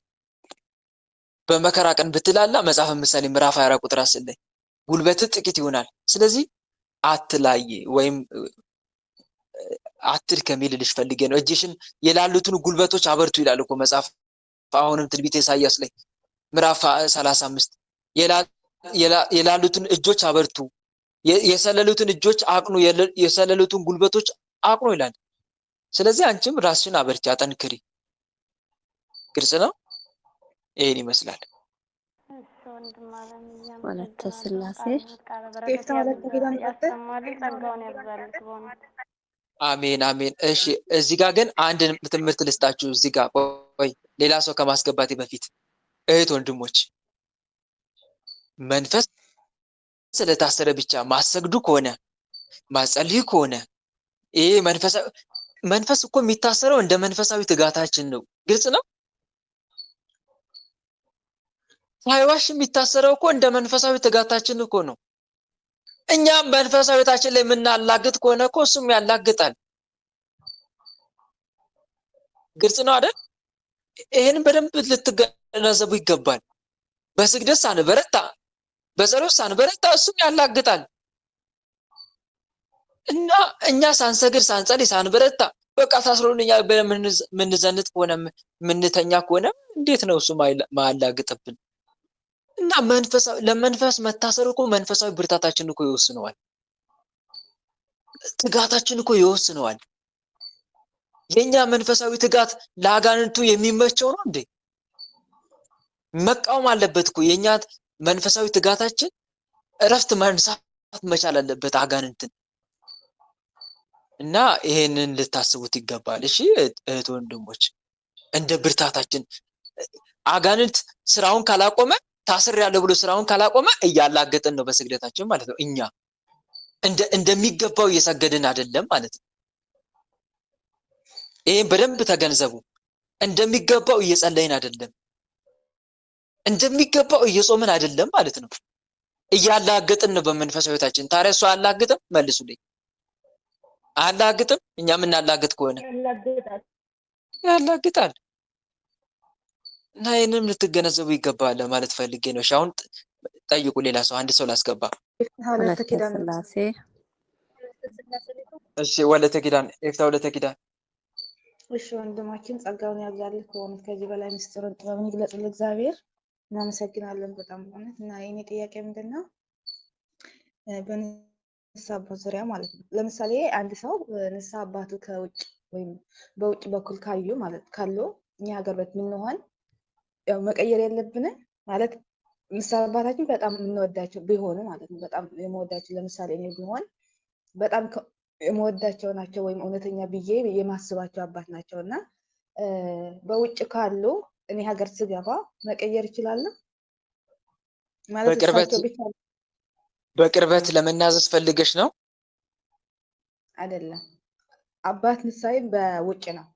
ምሳሌ ነው የምጠይቅ ከአንድ እህታችን ጋር ስንጠያየቅ ማለት ነው። በጣም ስለመወዳቸው አለች። ስለመወዳቸው ውጭ ነው ያለው፣ በጣም አምናቸዋለሁ፣ እግዚአብሔር ጸጋ አለባቸው ምናምን እና እኔ ሀገር ስገባ በፍጹም አልቀይርም፣ ሀገር ስገባ ሌላ አባት መያዝ አልፈልግም አለች እና ይሄ ደግሞ አይሆንም አልኳት። ለምሳሌ ክርስትና አባት አለ፣ የሆነ ነገር ልታስት ትችላል ወይም ልትጠራ ትችላለህ ንስሐ አባት እና በውጭ ከሆንክ ችግር የለውም በስልክ ንስሐ መግባት ይቻላል አልኳት። ሀገር ቤት ስትሆን ግን ወይም ቤት ሀገር ስትገባ ግን ሌላ አባት በቅርብ በአካል መግኘት አለብሽ ሀገር ቤት ሆነሽ እሺ ቤተክርስቲያን እያሉ አባቶች እያሉ በስልክ መነጋገር አትችልም ስላት በፍጹም አይሆንም፣ በቃ መቀየር አልችልም። ሀገሬም ስገባ በቃ እሳቸው ነው እስከ መጨረሻ አለችኝ እና እንዴት ታያለሽ? እስኪ አሃ በሌላ አነጋገር ሌላ ንስሐ አባት አላት ማለት ነው ኢትዮጵያ፣ ወይም ደግሞ አባቷ ንስሐ አባት የራሷ ንስሐ አባት አባቷ ቢኖራት ለማለት ነው። ንስሐ አባቷ ውጭ ናቸው። እሷ እሺ ደግሞ እዚህ ነው ያለው ስወዲ ማለት ነው። ከዛ ምንድነው ሀሳቧ ሀገር ቤት ሲገባ ለኢትዮጵያ ማለት ነው ኢትዮጵያ ስገባ አለችኝ መቀየር አልችልም፣ ያው እሳቸው ውጭ ካሉ በቃ በውጭ በስልክ ነው የምቀጥለው እስከ መጨረሻ አለችኝ እና ይኸው ደግሞ አይቻልም። እዚህ ካለሽ ስደት ካለሽ በስልክ መናዘዝ ትችላለሽ፣ ሁላችን በስልክ ነው የምንገባው ይፈቀድልናል ማለት ነው። ሀገር ቤት እስከሆን ድረስ ግን በአካል አባታችን አግኝተን በአካል መናዘዝ ነው የምንደረገው አይደለ? በአካል ነው የምናዘዘው እንጂ ቤተክርስቲያን እያለ አባቶች ምንም ደፍተራ ቢሆን ምንም መለየት ባያቅትም እንኳን ንስሐ መግባት ግዴታችን ነው አይደለም? በአካል ማለት ነው። በአካል አዎ፣ ትክክል። ሀገር ቤት ያለ ሰው በስልክ መናገር አይፈቀድለትም። አዎ፣ ይሄ አሁን ለተቸገሩ ሰዎች ነው። አዎ፣ እሷ ግን የምትለኝ ምንድን ነው በፍጹም ሀገር ቤት ስገባም ንስሐ አባት አልቀይርም። ሀገር ቤት ምንም ለውጭ ደውዬ ነው በአባቴ በቃ በጣም ነው የምወዳቸው ጸጋላቸው ከሳቸው ውጪ መቀየር አልችልም አለች። መልካም፣ ይህንን ከሳቸው ጋር ታውራ። መጀመሪያ መነጋገር ያለባት ከንስሐ አባቷ ጋር ትጨርስ። አውራ እሳቸው ምንድን ነው የሚላቸው የኔ ትምህርት ከፈለጋችሁ ወደ እኔ ብቻ ነው፣ የሌላ ከሆናችሁ ደግሞ ወደ ሌላ ሄዱ ነው የሚላቸው። በቃ የኔ ከሆናችሁ የኔ ትምህርት ብቻ እየተከታተሉ መቀጠል ለምትፈልጉ ግን በቃ ከኔ ብቻ መቀጠል ያለባችሁ፣ የሌላ ትምህርት ምናምን አያስፈልግም ነው የሚላቸው። ግን በጣም ትልቅ አባት ናቸው። እንደዛ ብሎ ነገር የለም። ትምህርቱ ለመከታተል ማንም ሰው ገብቶ መከታተል ይችላል ትምህርቱን። ንስሐ ልጅነት ማለት እኮ ይኸውልሽ፣ ንስሐ ማንም ሰው እኔ ትምህርቶትን ወዳለሁ ብሎ ትምህርቶትን መከታተል እፈልጋለሁ ብሎ ትምህርቱን መከታተል ይችላል አብሮ። የኔ ንስሐ ልጅ እስካልሆንክ ድረስ የኔን ትምህርት መከታተል አትችልም አይባልም። ምክንያቱም የሚያስተምሩ ትምህርት ለሁሉም የሚሆን ነው አይደለም እንዴ? አዎ፣ ትምህርቱን በዛ ከሆነ ግን የንስሐ አባትም ነው እሳቸው ማለት ነው አባታቸው የንስሐ አባት ነው። ሁለቱንም ከሆኑ መልካም ነው። ትምህርቱንም ካስተማሩ መልካም ነው። ግልጽ ነው። ያ የሚከለክል ነገር አይደለም ለማለት ፈልጌ ነው። ነገር ግን እንደዚህ አይነት ነገር ሲፈጠር መጀመሪያ ንስሐ አባቷን ታውራ። ንስሐ አባቷን እንደዚህ አይነት ነገር ሲኖር ታውራ። እንደ በስደት ላይ እስካለን ድረስ በስልክ ነው ንስሐ የምንገባው። በስልክ የምንገባበትን ምክንያት ንስሐ አባታችንን በአካል ስለማናገኝ ነው። ነገር ግን ወደ ሀገር ከገባው በኋላ ደግሞ በቅርበት መስቀል እየተሳለምኩ ካህን እግዚአብሔር ይፍታ ይላል አይደለም? የዚህ ሰዓት መስቀል ያሳልማል። አንድ መስቀሉን ተሳልመን ነው የምንፈታው። ሁለተኛ ሲቀጥል ደግሞ ምን አለ ከተባለ ቄደር ሊኖር ይችላል። ቄደር እንዴት ነው የሚያጠምቀው? ማይገናኙ ከሆነ ግልጽ ነው አይደል? በዚህ ምክንያት ንስሐ አባት ሊቀየር ይችላል። መቀየር ይቻላል። ንስሐ አባት በአካል ማይገናኙ ከሆነ ለዚህ በመንገድ ርቀት ምክንያት ማለት ነው። ግልጽ ነው አይደል? ይህንን ግን ምን ብለን ነው መጀመሪያ ተነጋግረን ነው ከንስሐ አባት ዝም ብሎ መቀየር ሳይሆን እናወራለን። በዚህ ምክንያት አባ ከእንግዲህ በአካል ነው እየገባው እየተቀርቤ ንስሐ መገባው። እስከ ዛሬ ድረስ ንስሐ ስገባ የነበረው በስልክ ነበረ። ግልጽ ነው። አሁን ግን እንደ ቄደር ያሉ ጥምቀቶች የሚያስፈልጉኝ ጊዜ በአካል የግድ ስለማገኝ ወደ ሀገርም ደግሞ ስትገባ ቄደር ትጠመቃለች አይደለ? ቄደር ልትጠመቅ ነው። ስለዚህ እኚህ ንስሐ አባቷ አያገኟትም፣ በአካል አትገናኝም። ስለዚህ እዛ ሄዳ እንደ ቤተክርስቲያኑ ስርዓት ምን ታደርጋለች? ቄደር ትጠመቃለች። ይሄ ሲታሰብ ደግሞ ንስሐ አባት መቀየር ግዴታ እየሆነ ይመጣል ማለት ነው። እና ትነጋገርና ከንስሐ አባቷ ጋር በዚህ ምክንያት መሆን መጀመሪያ ምክንያቱን አስረድታ ትቀይራለች ማለት ነው። ግልጽ ነው። አዎ፣ ምክንያቱም እሷቸውም ነግራቸው መሰለኝ ማለት ተነጋግረዋል። በቃ መቀየር የለባቸውም ስትገቡም ችግር የለውም ከኔ ጋር በስልክ ምናምን እናወራለን ብለው በቃ መንፈሱ ትክክለኛ እህትየው ምን የምትከራከረኝ የምትጠይቀኝ እህቴ እዚህ ታወራለች። በቃ በስለመናብስ ሁሉ ነገር የገባት ናት እና ግን በጣም ነው ይሄ ግልጽ ነው። በቃ ማለት መከራከርም ጥያቄ የሚያስፈልገው ሆነ ሳይሆን ማለት ነው ግልጽ ነው። መቀየር አለብን በስደት ሁሌ በስልክ መግባት ሳይሆን ግዴታ በአካል አባቶች ግን መናዘዝ አለብን እና በስልክ አይፈቀድም ብሎም ብዙ አባቶች ሲያስተምሩ ለሀገር ቤት ላሉ ጭምር ስለሆነ ማለት ነው። የግልጽ ስለሆነ ግን በጣም ነው የሚከራከሩት። በቃ ግራ እስከገባ ድረስ ማለት ነው። እውነቱን የሚከራከሩት ግን በቃ በፍጹም ሲጀመር እኮ አይቻልም። በቃ ይኸውላችሁ አንድ ነገር ልንገራችሁ። ንስሐ ሄደን በካህኑ ፊት እናፍራለን አይደል? አይን አይን እያየን ይሄ ራሱ እኮ ራሱን የቻለ የንስሐ ክፍል ነው። ታውቃላችሁ? ግን ያሳፍራል አይደል? ኃጢአትን እየተናዘዝን ንስሐ ሲገባ ማፈር ነፍስ በኃጢአት ለመውደቋ የምትሸከመው ግድ የሆነ ቅጣቷ ነው ይባላል ይላሉ አባቶቻችን፣ የቤተክርስቲያን መምህራኖቻችን። ንስሐ ሲገባ ማፈር ነፍስ በኃጢአት ለመውደቋ የምትሸከመው ቅጣቷ ነው ይላል። ማፈራችን ራሱ እኮ ራሱን የቻለ ንስሐ ነው። የተፈለገውም እኮ እንድናፍር ነው። ግልጽ ነው አይደል? ምን እንድንል ነው? እንድናፍር ነው። ስለዚህ ይሄንን ሽሽት ከሆነ ትክክል አይደለችም። ይሄንን ልትመክሪያት ይገባል። በስልክ ንስሐ ተገቢ ሆኖ አይደለም፣ ግን ከችግር አንጻር ነው። ስርዓቱ ሆኖ አይደለም። ስለዚህ ይሄንን አስረጃታ። በደንብ ማስረዳት ነው ከአንቺ የሚጠበቀው። ግልጽ ነው። ማስረዳት በጣም ትረዳለች። በቃ ታውቃለች፣ ከኔ ጋር እሷ ታውቃለች ስለ ሁሉም ነገር በቃ ብዙ ነገር። ስለዚህ አውቃ ነው እምቢ እያለች ያለችው ማለት ነው። በቃ በጣም ነው የሚከራከረው። በቃ በፍጹም አይሆንም። ለእኔ ምንድን ነው የሚለኝ አንቺ ስላልተረዳሽው ነው። በቃ እኔ ከአመት በኋላ ነው የገባኝ። ምንድን ነው ማትረዳው ምንድን ነው? ለእኔ ማለት ነው ስላልተረዳሽው ነው እንጂ እንደዛ እኮ ማትረጂ ያልተረዳሽው ምንድን ነው? መቀየሩ አለመቀየሩ ነው። ይከብዳል ነው ይከብዳል ለማለት ነው። ይከብዳል ሳይሆን በቃ በጣም ትክክለኛ እውነተኛ አባት ናቸው። ስለዚህ ከሳቸው ብቅ በፍጹም በቃ ሌላ አባት ማግኘት አልፈልግም። ኦኬ ምን አልኳት? እኔ ስለምትጠራጠሪ ነው ወይ አልኳት። ለምሳሌ ሁሉም ደፍተራዎች ብዙ አሉና ስለምትጠራጠር ነው ካልሽ ንስሐ መግባት ብቻ ነው የሚጠበቅብሽ። ከሳቸው ደግሞ ቁንና ትሰጥያለሽ። ቁንና ከሰጥሽ ደግሞ ይፈተታለሽ። 3 ብቻ ካደረግሽ ሌላ ምን ማለት ከተጠራጠርሽ አላውቃችሁም ደፍተራ ወይ እውነተኛ ነው ወይ ሐሰተኛ ነው ወይ ከተጠራጠርሽ አልኳት 3 ብቻ ታድርጊና ንስሐ ትገቢያለሽ፣ እናዘዝያለሽ። ከዛ በኋላ ደግሞ ቁንና ይሰጥሻል፣ ይፍታ ትባላለች። ከዛ ውጪ የሚያገናኝሽ ከሱ ጋር የለም በቃ ከተጠራጠርሽ አልኳት። ወይ ደግሞ ጸሎት አድርገሽ ይመራል እውነተኛ አባትም ስጭኝ ብለህ ደግሞ መቤት የከተማ ጸሎት ትሰጥሻለች መቤት ያልኳትና ይሄ በፍጹም በቃ እንደዛ አይደለም። በዚህ ብላ በቃ አትረዳም በጭራሽ ማለት ነው። ትክክል አይደለም። ትረዳለች ቀስ እያለች። ከአንቺ የሚጠበቀው እህቴ መምከርና ለእሷ መጸለይ ነው። እሺ ሁለት ነገር ነው መስራት የምትችለው። አንደኛ ለእሷ መጸለይ እንድትረዳሽ፣ የምትናገሪያትን ቃል አልረዳ ካለሽ አንድ ሰው ጸሎት አድርጊ። እሺ ጸሎት አድርጊ ልቧን እንዲከፍት ንግግርሽን ተቀባይነት እንዲያገኝ በሷ ዘንድ ጸሎት ማድረግ ነው ከአንቺ የሚጠበቀው። ከዛ መምከር ነው። ብዙ ሴቶች ደግሞ አጠግቧል እህት ወንድሞቿ ጓደኞቿ ምናምን እና እሷ በጣም መንፈሳዊ ምክር ትመክራቸው ነበር። መንፈሳዊ ምክር ትመክራቸዋለች። ብዙ ነገር ስለ መናፍስትም የገባት ናት። ሁሉም ነገር ታውቃለች። አንተም እዚህ ጋር ትከታተላለች እና ታውቃለች፣ ትጠይቃለች። ሁሌም መናፍስትም እሷ ጋር ይገልጥ ነው ምናምን ብዙ ጎበዝ ናት እና ከዛ በዙሪያ ያሉ ደግሞ ግራ አጋባቸው ማለት ነው።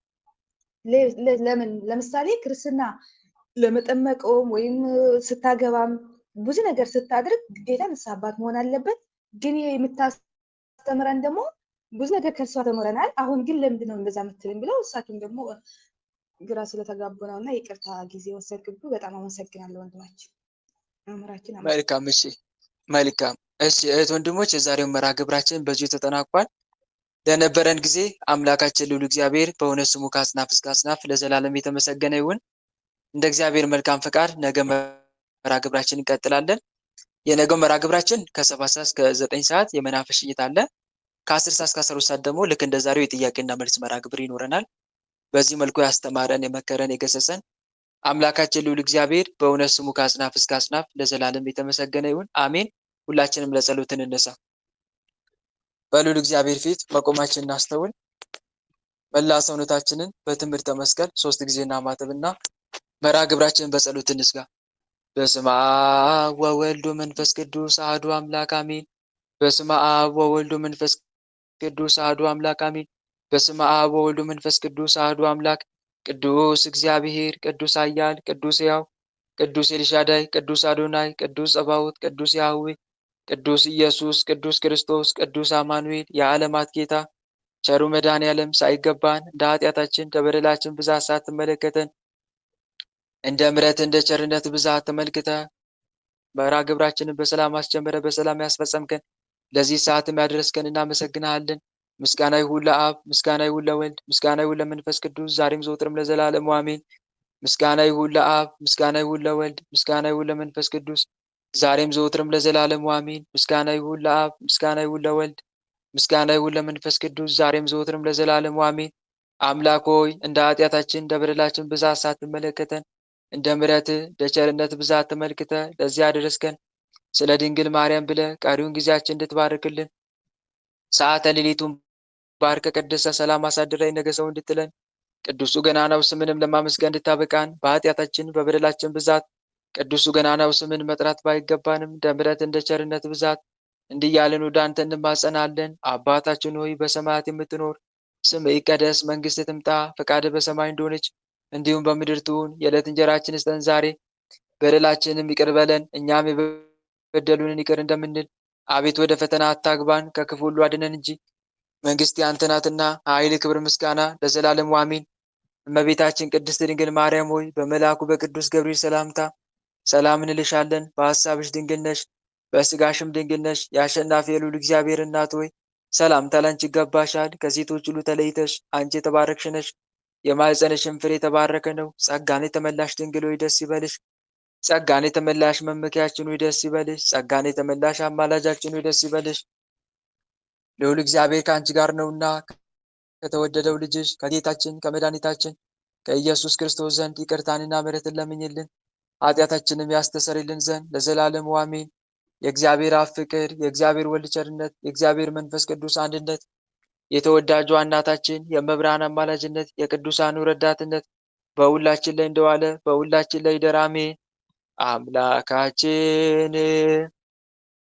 አምላካችን በሰላም አሳድረን። አምላካችን በሰላም አሳድረን። ቀኑን በሰላም እንዳዋልከን የሰላም ሌሊት አድርግልን። ቀኑን በሰላም እንዳዋልከን የሰላም ሌሊት አድርግልን። እመቤታችን አማላጃችን ተመልከች ወደኛ።